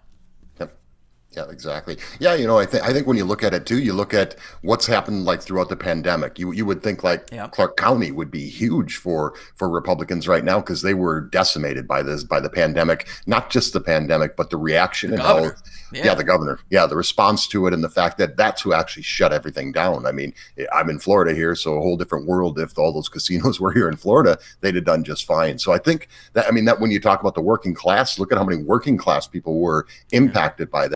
We had Grover Norquist on the show last night talking about taxation and all those kind of things. So all the media stuff that they put out there about how the Trump tax cuts were just for the rich people, when nothing could be further from the truth. Not even close. So I think there's going to be a reality that's going to hit people when they let those expire. So they let those expire, and then Biden can tell people all he wants that nobody making $400,000 or less is going to pay any more money, a single dime in federal income taxes. Yeah, okay. Yeah, wait till tax time. Wait till these people realize exactly how this is going to impact them. You could confiscate the wealth of all the richest people in this country, and you're not going to pay for any of these things that they're putting together. You could even pay for the infrastructure bill alone that they're proposing right now. So I think there's going to be a big shift in that. I think this is obviously 2022 is a great opportunity for any Republican candidate anywhere. I mean, even California is going to be in play this time. I think with everything that's going on there, the dissatisfaction with Governor Newsom, the lockdowns, the mandates, all these things that took place. So this is the time to talk to working class people. I don't understand how the unions could get behind any of this stuff either. Any of the stuff that's going on with this administration. So I think this is a great opportunity, and it just takes a good message and getting people to understand what your message is and what your policies will do for them. I think that's really what it's at, because people vote, a lot of times it's based on their wallet, their pocketbook. So when all this tax stuff comes down and it's all comes out in the wash, this was a read my lips moment by Joe Biden, and we heard it from Barack Obama as well, and look what happened during that 8 years. So this is a great opportunity for all Republicans. Yeah, you mentioned California, especially if those districts change the way we expect them to. There are going to be districts out there that will be in play if Republicans are smart enough. There's no doubt about it. We were showing you 16 the other day. Look, Biden's plus 10 in that district. A district Democrats won by 20 points. All right, he's plus 10. Not that great, not that bad, though. Right, but Gavin Newsom is underwater, -8 in the recall vote. So when we look at and drill down into these different districts, in 21, David Valladio's district, Biden's actually at 52%, right? Which isn't that much further off than 16. It doesn't even, it doesn't make a whole lot of sense. Or I'm sorry, 51%. It was 51. Yet Gavin Newsom is down -14. I mean, so some of these districts swing like that, even though statewide Gavin Newsom has improved on that recall. I'm telling you, you've seen it. It's only because there's not a viable Republican candidate. If there was a viable Republican candidate that people liked, Gavin Newsom could be in some serious crap. If it was somebody people liked that transcended party, but it's a tough lift. But California it's amazing. Look at the amendment results in 2020. So that's why we even started doing this, because I'm looking at it. How could it possibly be this democratic if people voted down proposals like this? It doesn't make sense. And then look at Pennsylvania. They stripped the governor of those powers. Nevada, you're about to get you're about to get a Ron DeSantis 2.0 kind of candidate. He's coming. So it's up to Republicans to really, though, open their eyes and see what they've done here. I would have expected, since Joe Biden won this state, supposedly, I would have expected this to move to like D+6 or D+8. It's still D+. It's like it hasn't changed. The only difference is a slight bloating of the independent vote from really both parties. Both parties seem to have shaved off a couple of points, and it went now to independent. And it really is all about that margin. Mitt Romney tried the traditional way, barely hung on, my memory serves, in Washoe County, but still lost because he couldn't get the rural deluge, and he couldn't get closer in Clark County. Trump did incredibly well in Clark County. He did. And he got a deluge of rural voters. It really is all about that independent vote and fighting Washoe to basically a draw. Look, I have my own opinions. I could still look at and see where people could have done better. However, I think Nevada was much more in play than anybody even thought.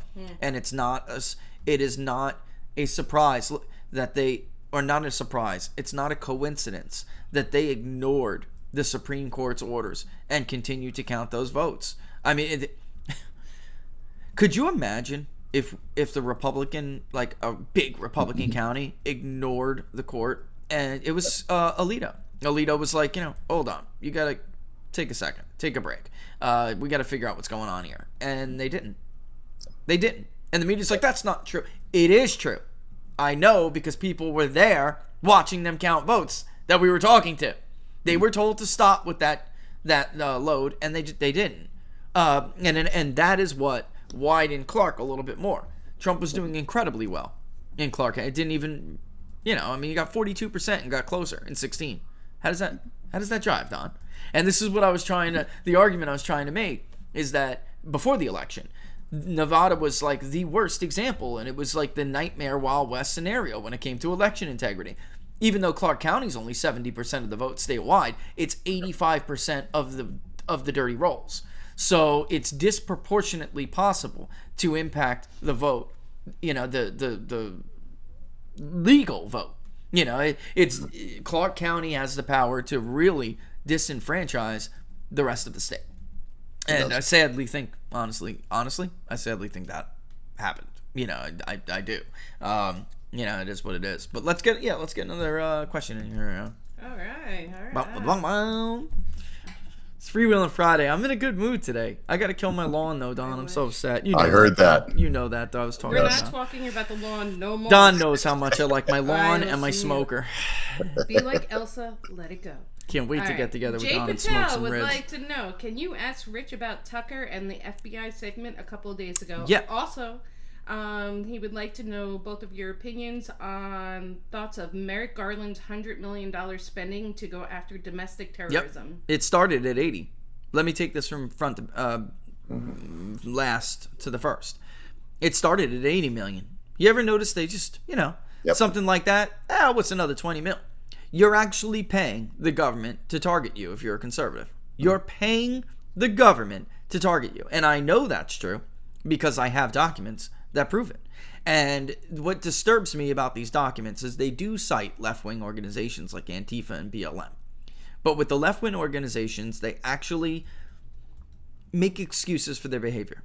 So for BLM, it is that sometimes they were forced to use violence because of police injustice. Injustice with police officers.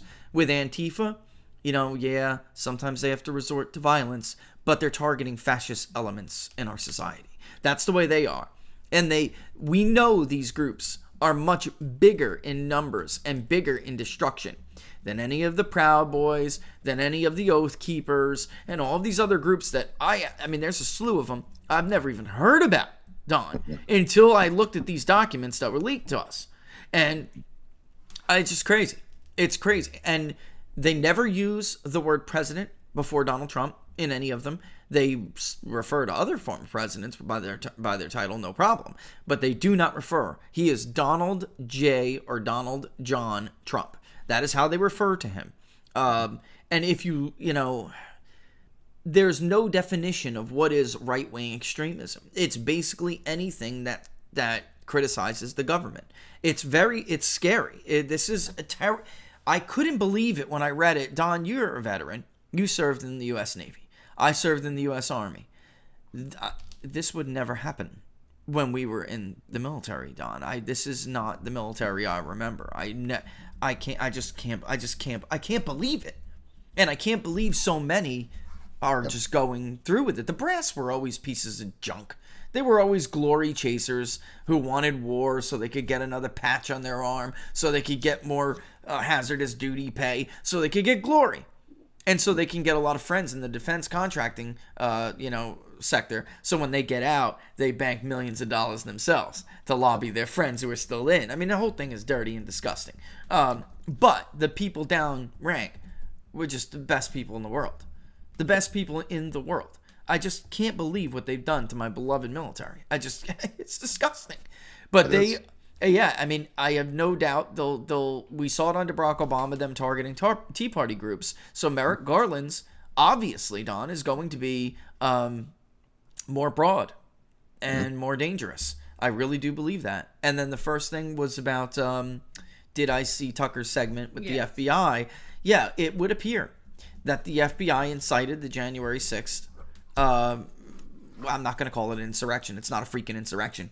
That's ridiculous. Ridiculous. It wasn't even a riot. A riot is the wholesale destruction of public and private property. A riot is Minneapolis. A riot is Portland. A riot is Seattle. A riot is Ferguson. And keep going. Forever.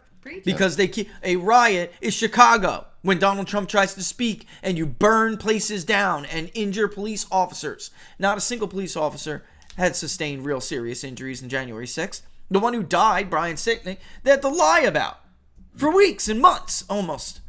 They had to lie about that poor man. And they still are. They're still lying about how he died. He had a stroke, for crying out loud. It appears that FBI agents and other law enforcement individuals participated in the formation of this. And they are not. They're saying, person two, right? Everyone's worried, concerned about person two. The reason the left-wing media is going after Tucker, Amanda Carpenter, she's real funny on Twitter. The last I heard of you, Amanda, you were one of Ted Cruz's mistresses or possible mistresses. I'm so glad we get to hear your input now. Who gives a damn what you have to say? You're a nobody. Shut up. Anyway, the bottom line is, yes, there are these policies, but how come they're only broken one way, Don? Well, I mean, so first of all, everybody should be really, really scared that the only place you're hearing about this, and nobody's denying it. Yeah. Nobody's denying that there were FBI agents involved in this thing, that were even provocateurs.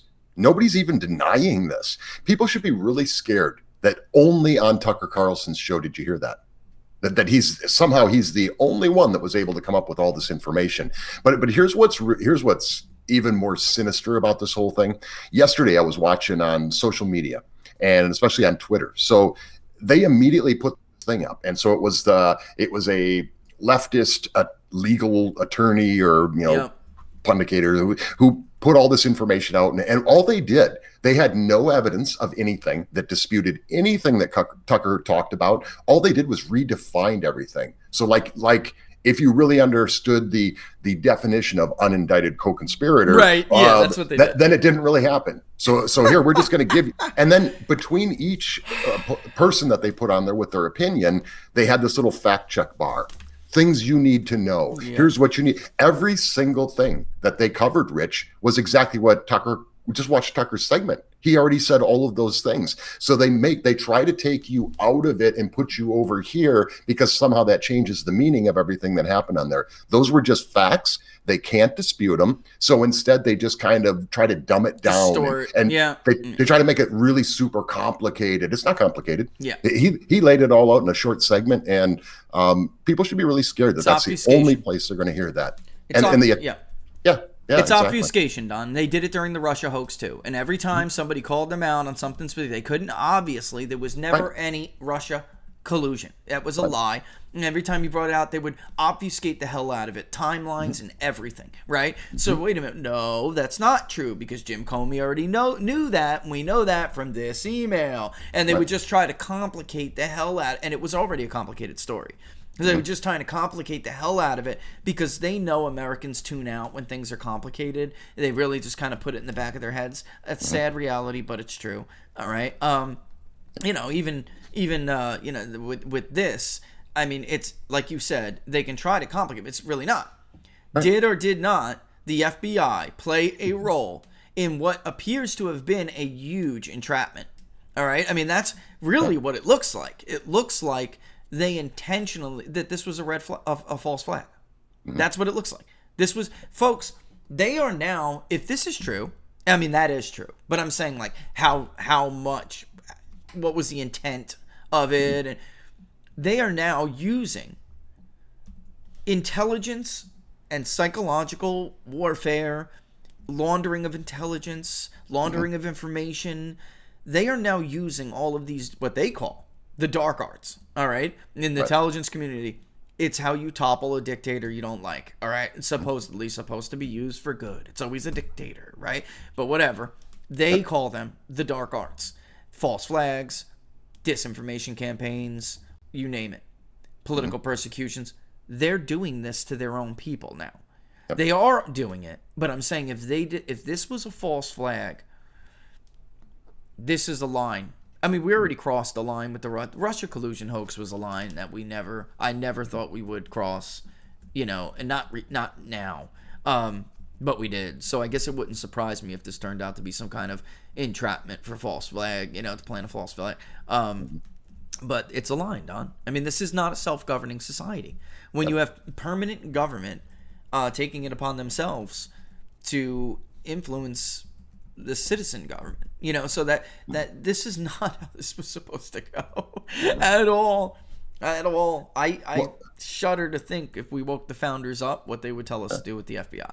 But okay, everybody should, for 1 second, put the letter next to your name to the side. Put the ideology aside. Yeah. The purpose, from what we're to understand as American citizens, regardless where you are politically, the purpose of the FBI and the other intelligence agencies is to infiltrate. But what is their true purpose? To infiltrate, to stop it, to prevent it. So every single American, but we're so politically divided right now. It's totally cool with the left wingers that they're good, But if they infiltrated these organizations, which it looks like they did, there's proof to show that they have. Yeah. If they infiltrated these, why did it happen? Yes, exactly. Why did it not only happen? Why were these people who infiltrated it taking part in this whole thing? That should scare the crap out of everybody watching this right now.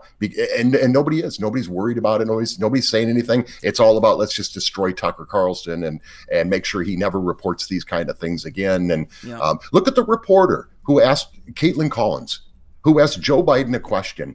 Who's okay with the way he answered that question? Okay. He does this, right? Everybody saw what he did. He attacked her, told, what the hell do you do all day? You're in the wrong business if you don't understand this. This guy went totally old man yells at tree on her, right? Yep. So he does that to her. Everybody on the left. Old white man, by the way. But check this out. Yells at tree. As soon as it happened, I went on and I clicked on her account. And she didn't even, this should worry people too. She didn't even post that exchange. She was the news for that period of time, which is kind of what their goal is, right? If you want clickbait and you want all those things. She did not even post that exchange, but even worse, she had posted something about 40 minutes before this happened, before he jumped all over her. I mean, imagine Trump did that. I was just going to say, let's play the imagine if game. We don't need to. So she had a 40-minute earlier post on her thing. The left went into that post, blew that post up with all the hatred, the vile things they were saying. I mean, it was unbelievable, the things that they were saying to this woman because she tried to make him look bad. And no, that was what Rush Limbaugh used to call a random act of journalism. Yep. She asked a legitimate question that everybody should want to know the answer to, but they don't want to know the answer to it. Just like they don't want to hear from Tucker Carlson pointing all these things out because it hurts their narrative, and their narrative has become more important than decency and the country itself. It's amazing. And Don, I mean, they were the ones who opposed the spy court, the secret spy court. Mm-hmm. They were the ones who opposed FISA. They were the Mm-hmm. ones who opposed expanding it after 9/11. They were the ones who opposed the Patriot Act. They were the ones who opposed bulk data meta collection. But Barack Obama does it, it's all right, right? They don't care that they're spying and abusing the spy court, which apparently was going along with it, right? They don't care because it's Donald Trump. They can't see past to the bigger picture, which is if it's Donald Trump, dummies, it could be easily you or me or the rest of us. That is why those Woods procedures were put in place. And they're, Woods procedures, smudge procedures, you know? Like what? They're just, it's so messed up, man. They don't see the bigger picture. And if they have a populace like this, that's why they feel so emboldened that they can do this. What Don said, folks, I think is so important and really the big takeaway from this whole story. And it's a great question. I'm glad you asked it. The FBI is there to prevent, folks. They are not there to nudge. Participate. Yeah, to participate and nudge. They have now completely abdicated their role in what they are supposed to do. They would if they infiltrated John Dillinger's gang, they would not have let him rob that bank. You understand what I'm saying? This is not the role of the FBI. And then, the bottom line is, Don, if Newsweek is right, we have other agencies as well that are basically secret militant agencies doing this all the time. And they operate on U.S. soil. And I mean, the CIA is not supposed to operate on U.S. soil. Is this your way around that? I mean, this is very, very concerning, but we can't stop yelling at each other for more than a second to really have a discussion about what this means for liberty going forward, because there's no way. I think the one lesson from Donald Trump's presidency is that we had a false impression that we were in charge, and that, basically our vote is supposed to be the sovereign, but it's not. And I think that's very clear. First of all, it can be manipulated. And secondly, it can be ignored and undone. They ignored the will of the sovereign in 2016, Don. They ignored it, and that is terrifying. Well, and one last thing just for Jay's question there, which is a great question. It was a great one. It's a slush fund, folks. Yeah. Okay, it's a slush fund that's designed to give money to places like the Southern Poverty Law Center, right? And those are the guys who say that, yep, any conservative group is a terrorist. They sourced this. The documents that were leaked to us, they sourced it, even though the FBI broke off their relationship with them because they're scam artists. I mean, but let's not ignore that. Let's not ignore this either. So it's a slush fund that's going to go out to these organizations. But what is the purpose? What is the ultimate goal of doing this? We did this under Barack Obama too, where at that time it was because the big thing was Islamic terrorism at that time. So this was like, let's start talking about the white people, everybody. The whole purpose of this entire exercise is to divide this country along racial lines. Look at all the things we're talking about right now. Critical race theory. We're talking about all these things from the very people who talk about systemic racism. You had Mayor Lori Lightfoot come out yesterday. She's been the mayor of the city for how long now? And guess what? The crime is getting worse. So you know what she blamed it on? You know what she finally determined the problem is and why they can't stop, let's be honest, black people shooting black people. Why can't they stop it? Because of racism. So a black person shoots another black person in Chicago. You know whose fault that is? White man. So no, it isn't. All this stuff is a bunch of money pumped into these organizations that their entire job is to divide this country along racial lines. Period. And it's really so. Laura and I were talking about reaching out, and I'll grab a question for you in a second. But Laura and I were talking about reaching out to some other people to get their views. And what became very apparent to us when it comes to some of these urban minority communities is that some of them don't want it fixed, right, Laura? Didn't you get that impression? And you and I were on a call the other day, and somebody said that, and they were absolutely right. Laura and I absolutely got the impression that they don't want it fixed because they make money. It's a cash cow. She's just said to make money hand over fist. They just pumped another $80 million into it. Yeah. Who's going to want it? Yeah, geez, if it stops, I might not get my $80 million. Of course they don't want it to stop. It's a moneymaker. Yep. Reverend Jesse Jackson. The Ben Crumps, the Jesse Jackson, right. Sharptons. Yep. Well, they've made their entire living off of this. So if it stopped, what would they do? What kind of skills do those guys have? I don't know. Here, let's just grab another question. Laura's going to have to step away. Let's grab one before she does. Okay, so let's see, where were we? Looks like it's scrolling there in honor. Well, where is it? All right, just Zachary, grab one until you find your place. Zachary wants to know the Tom Cotton clip grilling the Secretary of Defense on active duty whistleblowing on CRT training. Have you guys seen it? I haven't seen that. Have you seen it, Don? No. I probably could pull it up right now. But heard about it, but I haven't seen it. Yeah, I haven't seen it. Let's grab another question, but I'll come back to you and I will give you my thoughts on it after I hate commenting on stuff I haven't seen. Mm-hmm. But I mean, look, if anyone knows how bad it would be to inject that into the military, it's him. But yeah, grab another one. We can answer while you go around. Lamb Crow wants to know, DeSantis may be good on base issues and well-spoken, but how important will running a better gubernatorial race in 2022 than he did in 18 to 2024 if Trump doesn't run? Yeah, that's a great question, Don. When you say, I think, and Don and I have some knowledge of this, he does have some different people around him and is focusing on different things. His body language and everything has gotten significantly better. I will tell you right now, his approval rating is in the 60s. So he's going to stomp Charlie Crispy Critter, all right?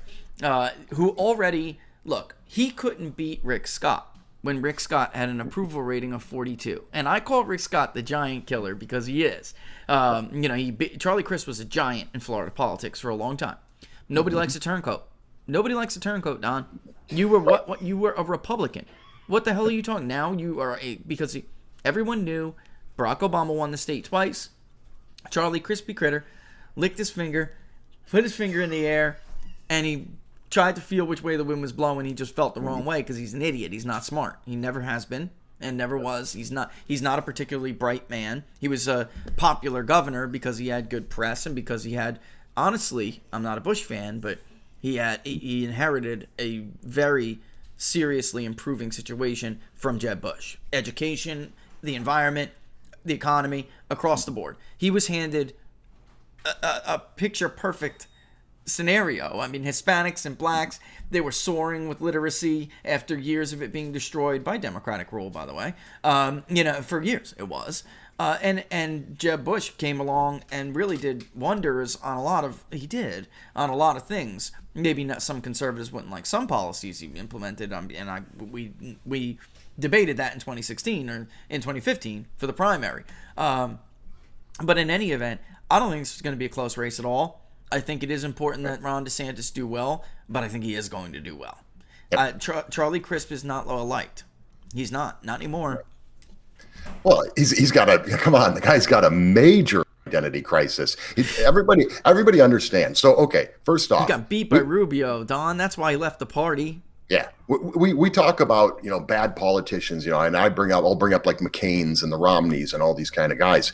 There is no worse politician on either side than Charlie Crist, and the reason is because Charlie Crist has been on all sides. At one time, everybody remember this. At one time, Charlie Crist was considered the most conservative Republican in the country. Yeah. Not just in Florida, in the country. And then all of a sudden, he's not a conservative. Then he's independent. Now he's Democrat. Now he's even the Democrats have no respect for this guy whatsoever. They use him like a tool. Governor Ron DeSantis is a superstar all across this country. Nobody handled this pandemic better, and liberals may not want to admit it, but it is what it is. And I hear a lot of liberals even telling me that they love the way DeSantis handled. We've had so many people tell us from other states, say, you guys are so lucky that you lived in Florida throughout this pandemic. So, yeah, he's a superstar. I think he's President Trump, but a little bit more refined. So he's maybe President Trump 2.0. His like you said, his body language, his motions, his speaking, he's able to say things kind of like President Trump did, but without, maybe a little less combative, but he gets the point across and everybody knows exactly where he's coming from. So yeah, Charlie Crist, I mean, for crying out loud, the guy should have gone away, 10 years ago at this point, but nobody is a less respected politician on both sides across the board than Charlie Crist. So yeah, they're better off begging Alex Sink to run again. They're better off begging Alex Sink to run because of her daddy. And, but she'd lose too. I don't think Ron DeSantis is beatable. I don't. He's not beatable. I don't care who the hell you put on that ticket. And the polls will be garbage. They will, because nobody can poll Florida still. Don, you cannot have a 60+% approval rating and be defeated. Find me a governor, because all politics are local. Tip O'Neill was right. When it comes to gubernatorial elections, that is the antithesis. And I'm telling you, you will not find me an example of a governor with an approval rating this high who has gone down. And there are people who, liked him, approved of him, but said that we're voting for Joe Biden. Even if all of those people go over, he's going to win the independent vote so handily, it's not going to matter. And if they're not, then it'll be like an R+6 or 8 electorate. And he'll just stomp them by the ground troops coming out. It's going to be a bludgeon. I'm looking at Monroe. I'm thinking Monroe. They always go Republican, but Democrats have tried to make a play there in the last couple of years. And Trump reversed their gains. All right. Yeah, everybody thought, oh my God, it could be really close to Monroe. Remember that? All right. And it was not. Even Pinellas County, which DeSantis lost, I think could flip back this time. Hillsborough could tighten this time. Duval County Democrats could lose their gains there this time, because when you were that popular, you start to get big chunks of crossover. And it's like only those rabid partisans stick with your guy or girl because there's a name after it. You lose those somewhats. We call them somewhats. They're not strongs. You'll lose some of those somewhats. And he sure as hell ain't going to lose any Republican votes. They love this guy. Well, they love him. And there's another factor that goes with Governor Ron DeSantis that is a little unique for his situation. So in their quest to beat Donald Trump and get him out of there, who did they go after the most outside of the president? Who did they go after the most? And it was Governor Ron DeSantis. They thought by destroying him, diminishing him, that helped their cause. And, and maybe that's a good game plan, but it's problematic now because you can only call somebody Death Santis, 5,000 times. And then that's enough. People are like, okay, enough already. We did good here in Florida. So he's not really Death Santis. My point is they've unloaded both barrels already. Yeah. So what do they got left now when it comes to his race? They're going to attack those girls on the stage behind him, Don? Is that what their plan is? It's going to fall on deaf ears. People are sick and tired of it. Yeah, 6 in 10 parents who have a female in school are going to vote for Ron DeSantis. He already won 18% of the black vote. What's going to happen when the rest of the whites, who maybe swung back and forth, this time, and he gobbles up because he hasn't had it? Look, here's a little secret a lot of you guys don't know. He did a little bit better in Miami-Dade, but he didn't do as good as Donald Trump. Those 2 years mattered. Laura and I watched it. Those Cubans and Venezuelans who are new arrivals couldn't vote for DeSantis in 2018, but they could vote for Trump in 2020. Their numbers just exploded in Miami-Dade in that 2-year period. That's why that was the group I was sitting there like, Florida's not competitive. Florida's not competitive. And nobody knew. And I'm watching Nate Cohen from the New York Times. Oh, it's a little strange. We had a high approval for Trump in Miami. Yeah, dummy, because you don't see this new group of people. I do. Florida's not competitive. They haven't even voted for him yet. That's my point. They didn't have a chance to vote for him in 2018. So, good luck. Because if you have a minor swing in Pinellas, a minor swing in Duval, a bigger movement in Monroe, he's going to kill the Space Coast. Where are they getting these votes from? Where are they coming from? And Brenda is gone. Brenda Snipes is gone, so the 8-point gain Donald Trump had there, I'm going to go ahead and call that a Brenda factor, okay? So maybe Ron didn't get 22% or 23% in 18. I'm saying it's all just going to come together. They would need the perfect storm against him. It's not coming, and it's going to be a bloodbath. Charlie's going to be beaten so badly, I think it's going to finally be the end for him. And you were right, I just want to point out, because I remember and was intimately not involved, but we had intimate relationships with all of those campaigns in 2010. He quit the Republican Party because he was pissed he was rejected by Republican voters. You can't be that conservative and then now you're a Democrat and then now you're a moderate. You can't be that guy. You're just full of garbage. You're just a fraud, and everybody knows it.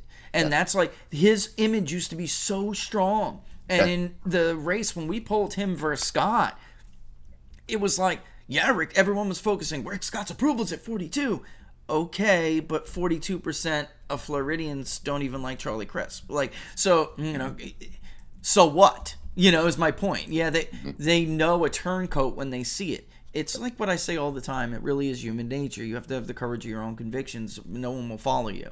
And Charlie was relying off a partisan nature. And he even tried to get Obama's turnout team to help him in that governor's race. They did.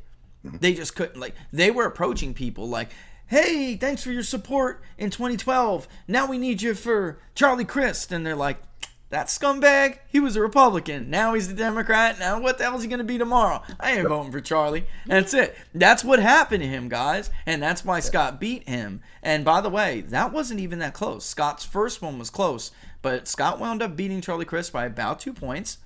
It's 160,000 votes or something, I think. What did he beat Charlie Crist by? Something like that? It wasn't like too close. It wasn't like him versus Sink, which was 70,000 votes. Right? Very close. Yep. I don't think it's going to be close this time at all. Nope. All right, with that, you want to get one more and we'll go. It's 102. Then I got to go nuke my lawn. Oh, Lordy, have mercy. My headache is pounding. I got to nuke the lawn before we have our get together tonight. Yes, I hope my headache is gone by then. Laura suffers from some very bad migraines. Joyful.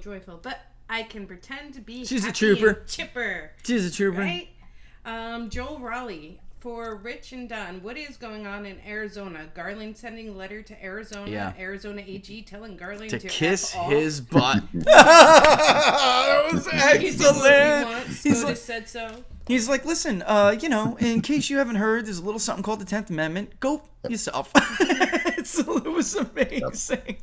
Do not interfere with our elections, which we have the sole power to execute in this state. Kiss my butt. What do you think, Don? I mean, the whole thing is just, this has just gotten so crazy. Okay, everybody think back to the clip. So it's Barack Obama who says, and this is right in the middle of it when the Russia stuff's starting to come up, and he makes the comment, there is no serious person who could even think, he was actually right, who could even think that Russia could even interfere in our election. Why? That's right. Because it's so decentralized. Yep. What are they fighting for now? So these were the people that were so concerned that Russia came in and they hacked our election. Barack Obama was actually correct. We have a decentralized voting system. Bravo, my friend. Which means state by state and everybody gets to do their thing. And we don't have this national program where then it is easy. What are they fighting for right now, Rich? They want to centralize. HR1. Projection, my friend. Bravo. Unbelievable. It's just unbelievable. It's like Charlie Crist. We were just talking about Charlie Crist. What are you got? What side are you guys on? Do you want a decentralized one or do you want a centralized one? It's unbelievable. They're arguing for the conditions that that literally made it impossible for Vladimir Putin to do what they were so terrified of him doing, and now they're advocating for him to be able to do it. I don't understand this. I mean, the problem is enough of us are not versed in logic. I mean, we're just not. And I mean actual logic, not like how we talk about it like in colloquially and in conversation. I mean Immanuel Kant, Aristotle kind of logic. The bottom line is it doesn't make sense. You can't be you can't be in good faith if you have these kinds of contradictions. You have to know that what you're saying contradicts a previous position you take. You have to.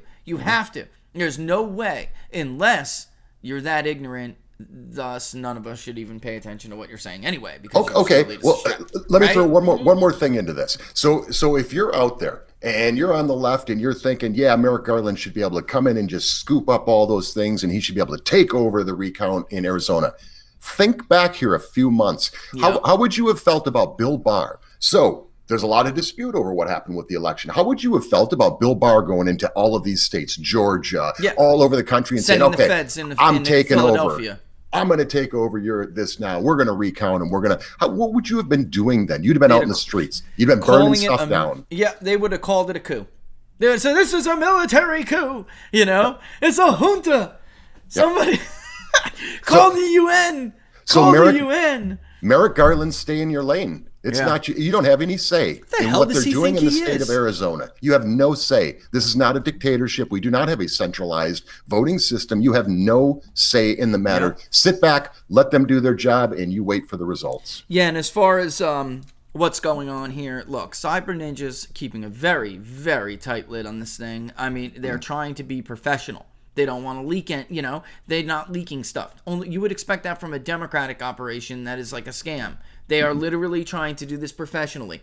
I can tell you all, the reason why Democrats, the Secretary of State and others, are not participating in this, they were invited, they were even told they could come and observe everything. They decided not to, because if they had, then if something was found that turned the election result around, just in Maricopa alone, and Donald Trump actually won the state of Arizona, then they're going to have to own some of that if they participated in it. They don't want to own it. What they want is for it to come out that they stole Arizona, and then them to say that Cyber Ninja did a partisan job for a Republican thing, and this was a sham. That's a strategy. They have all been invited to participate. The Secretary of State was invited by the firm, the Senate, and even the GOP chair has said over and over again, everybody has given you full reign here to come and take a look. We're not like you, is what Kelly Ward said.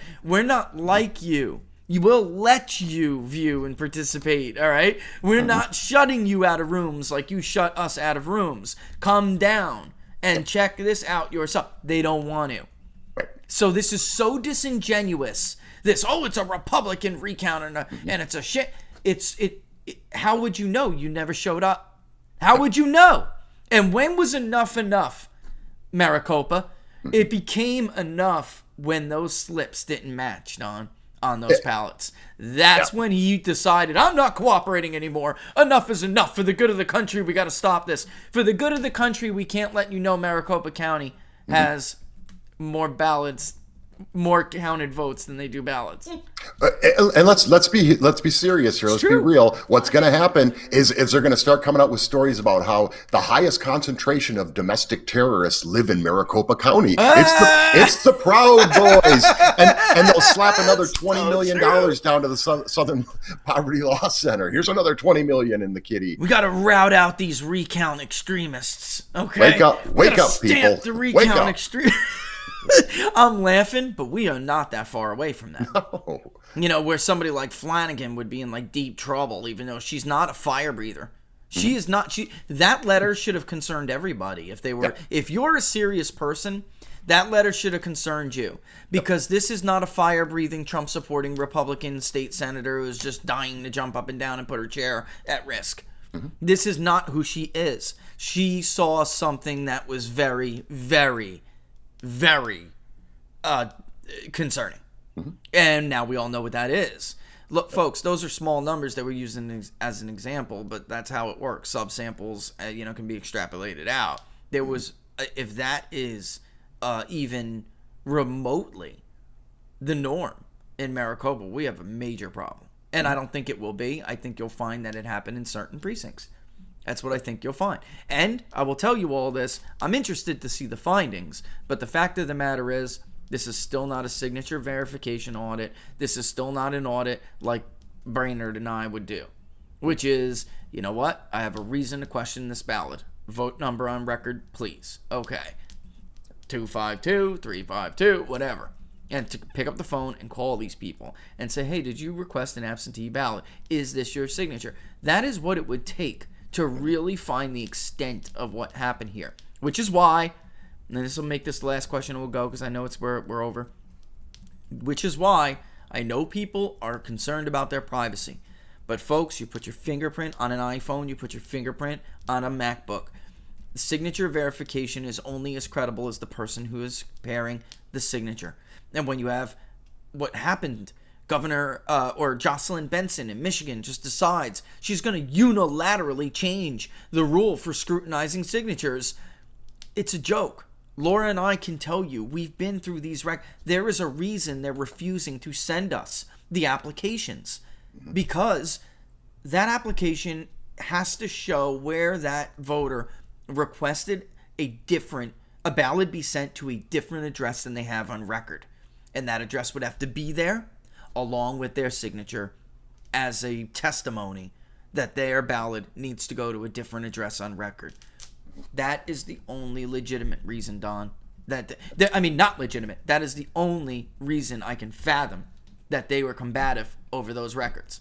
Because in Michigan, if your address on record is not where you still are right now and you want that ballot, your ballot's going to go to another voter and who lives now at that address, or another resident who lives at that address. And if you wanted to stop that, you needed to sign and print where you're going, or write where your address that you want the ballot mailed to, and then sign as an affidavit, yes, it's me, and I testify to it, match the signature. They give that up to us, and I guarantee you their little wall is coming down, because that is where it is. We tracked it to that process, because the rest of them will just lie to you, Don, and they are literally removing records. Yes, I have accused, and I am accusing the Secretary of State, or really it's local people, but the Secretary of State got wind of what we were doing. We have screenshots of it. We have the evidence. They were deleting records. I mean, records that were there 24 hours before, we'd go back to access, and they were deleting them, showing that voters who were not eligible to vote or weren't even there. You know, one guy's like, I don't know what you're talking about. I live in Indiana. I lived in Michigan, you know, from like 09 to 13. How many of them did we get? I live in Indiana now. I don't know what the hell you're talking about. And I voted in Indiana. Yeah, is that okay? You know, because some of them are just like, you know, am I going to get in trouble for this? You know, and I'm like, well, no, not if it's not you. You know, first of all, I'm not the law. I'm just doing a review. Secondly, no. I mean, if somebody did this on your behalf, that's what the signature is for. You'll be in trouble if it's your signature, you know, but you won't be in trouble if it's not your signature. So those ballots started to disappear. They did. I'm talking about on the public-facing website that they had, where you could type the first name, the middle initial, last name, address, zip code, and it would give you those records. We were taking that and comparing them to our voter file and seeing what the vote record was. And there was, without a doubt, when they got wind of it, Don, they were deleting records. There's no, they were doing it, trying to cover their tracks. And trying to destroy you. I know, and right. And trying to destroy me and coming at me. You know? It's just incredible. And PolitiFact, for all of you out there who think PolitiFact is a legitimate news organization, a fact-checking organization, they are not. In fact, they ran to the Secretary of State to tell her exactly what she needed to do to cover her tracks. There is no other way. We entrapped them. There is no other way. The local reporters did not do it. All right? It was PolitiFact. It had to be PolitiFact. And I can show people email threads back and forth. It was not the local team, didn't even bother picking it up. One guy did kick it to his political editor, you know, but it got tabled. I mean, nobody pursued this at all except for PolitiFact. And they are the only ones we know contacted them. Which, by the way, just so everybody knows, that's who does the Facebook stuff. Yeah, that's just right. So you know. Yeah, just so you know. Right. That's right. Yep. With that, that's a great segment on what you got going on, Don, and what you're doing. It's 1:15. Let's wrap it up. Tell everybody, you know, where to find you, what you got going on. You know the spiel. Yep. So we're in locals, donsmithshow.locals.com. That's where you can find us. Donsmithshow.com is my website. So we had a nice conversation, Dave Perkins and I, last night with Grover Norquist. Talked with him for about 40 minutes. A great interview. So I'll play a little bit of that because it was just so good. But you can obviously find the full show if you want to go listen to the full interview. Working with Peter Hussey, who we're going to start talking about. There is still nuclear weapons out there, and like nobody talks about them. There's stuff going on with Iran still. They're still developing their thing. They didn't just stop because the media stopped talking about it.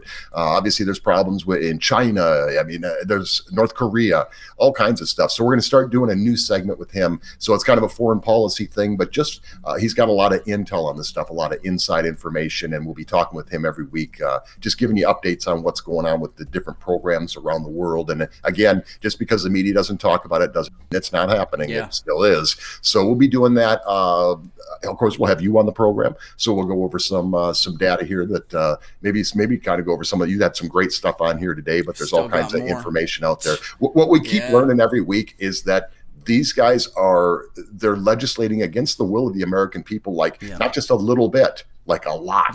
Yeah. So, and it's just out of control, and people need to stand up. I don't care if that's your candidate and they got a D next to the name. So what? They're not doing what you want them to do. They're doing the opposite of what you want them to do. So we'll go through some of that stuff. I've got a request out to Gordon Chang because I want to talk about what Joe Biden said the other day when he said that China is doing everything they can to be transparent about the origins of the COVID-19. They are still refusing to even allow in the World Health Organization team. They're not even allowing them in the country. They admitted the other day, one of their top guys said, well, we're willing to do that, just not now. So here's Joe Biden telling us that being transparent. It's just like Barack Obama, who said he was the most transparent administration in the history. He was the most secretive. So, and just like China is here. So we're going to kind of go over some of that stuff, hopefully with Gordon. We start at noon tomorrow, noon to 2 p.m. Eastern time. Love to have everybody there and in the chat room. So again, donsmithshow.locals.com. That's great. And of course, that's 12 p.m. Eastern time. I'll be on there too, like Don said. So tune in, check us out. I'll send you some stuff too, Don, because it's just I can't get through it all. And I really can't. And I was telling them, I need Tableau or MarketSite has to figure something out for me or something. Because I need them to be able to just go and do this. It's not hard. The Nestes variables, I could easily do a session, an instructional session. If you guys can use a computer, you can do it. I'll have already done the hard work. I can't get through all the requests. Hey, what are these with this? What is this? And then, God forbid, we have an issue with MarketSite for 2 days like we did, and it backed me up. So they can go on there and say, okay, not only Biden's approval, but what's Biden's approval among men who say they're uncomfortable talking to pollsters who also live in rural America and whatever, Nestes variables, and they can do it themselves because I feel like they're not getting enough. I do. So we'll have to figure it out. And the community is growing, so I feel like I'm comfortable enough where if we got to dish something out for it, we got to do it. But yeah, it's good. We'll be on tomorrow with you. We can get through some more. I'll send you some more because it's an opportunity for me to talk about it more, and we can talk more about your lawn. Yeah. Which will be showing signs of desperation by then. Just for Laura. Yeah. We'll be showing signs of desperation by them too. But I got them coming on the 2nd for the Bermuda, and I got to kill it, leave enough time. You know the deal. It's just sad. I put a lot of effort into it. I should have known from the beginning, and I did know, but I was like, you watch, I'll make Centipede flush. You'll watch. And it wasn't that wasn't the problem. The problem is it's just not everyone needs. You got kids. You can't have it. And I like doing it. So with you, you and I talk all the time about barbecuing. Don, for everyone, Don and I love to smoke. All right. Yep. And we love to barbecue. We love to smoke ribs. I made a brisket I was so happy with. I showed Don a little bit ago. It was the first brisket I got right, really right. Didn't even have to wrap it. It was incredible. There's that. And then there's outdoor work. Laura loves to garden her flowers, her vegetables, her fruits. I love the lawn and to do other things. It's something it's therapeutic for me. So I put so much time and effort into this damn thing, and now I got to nuke it. pisses me off. And also that with Centipede, you don't need to do that. Like, it doesn't need you every week. And I want to be needed every week by a lawn, man. You know, I want to mow. I want to make applications. I need it because it can't just be go here, call this person, travel here, crunch this. I need something to take it down. You know what I mean? And I don't get to fish anymore as much as I used to like to. So I need something around home base, and that's it.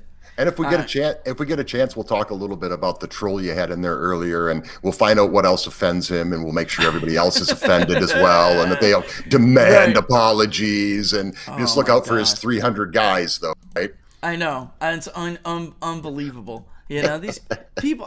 Do you have anything else better to do? No, they don't. You know, how pathetic. It's pathetic.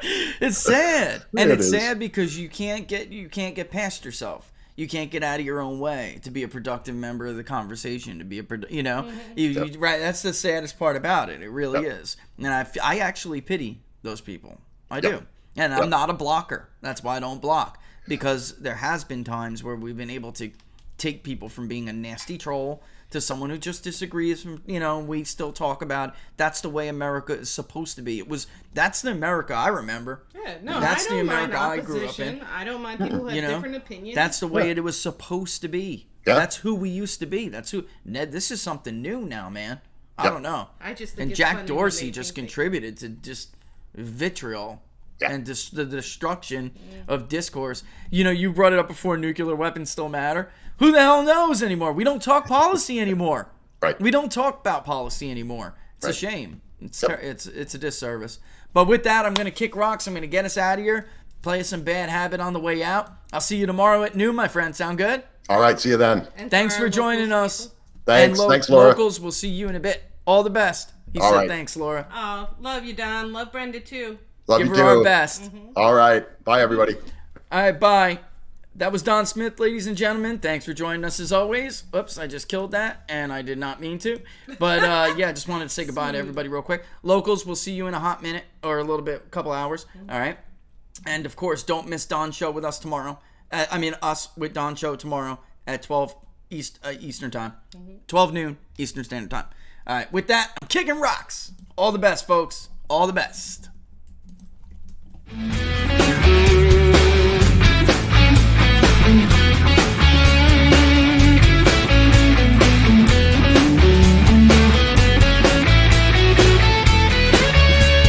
can get on a plane and take a one-way ride, steal us away to find a place we can hide. It wouldn't take much to spear for knives to give in to the need and leave it all behind. Cause I know that you know that I know that you want me. You told me, now show me, come blow me away. Cause I know that you know that I know that you want me. You told me, now show me, come blow me away. You're gonna be a heartbreaker. You're such a love taker. So just suck me in and you can toss me like a cigarette. Cause I just wanna be a bad habit, yeah. You're gonna be a heartbreaker. You're such a love taker. So just suck me in and you can toss me like a cigarette. Cause I just wanna be a bad habit, yeah. Suck me in and you can toss me like a cigarette. Cause I just wanna be a bad habit, yeah.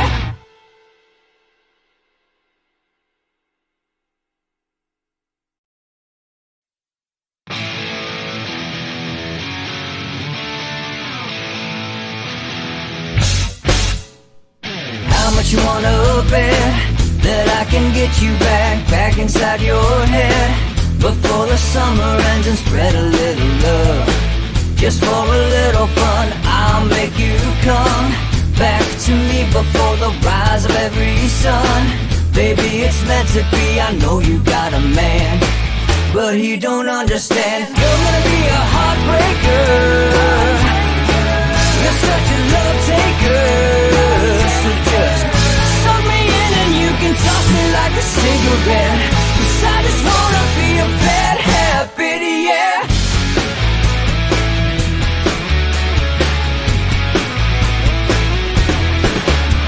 There's rhythm in our love, it's impressive, excessive. You Can't make this stuff up. My chest beats, its restless, wakes the neighbors up above. Yeah, baby, come and show me love. Baby, come and show me love. Because you're gonna be a heartbreaker. You're such a love taker. So just suck me in and you can toss me like a cigarette. 'Cause I just wanna be a bad habit, yeah.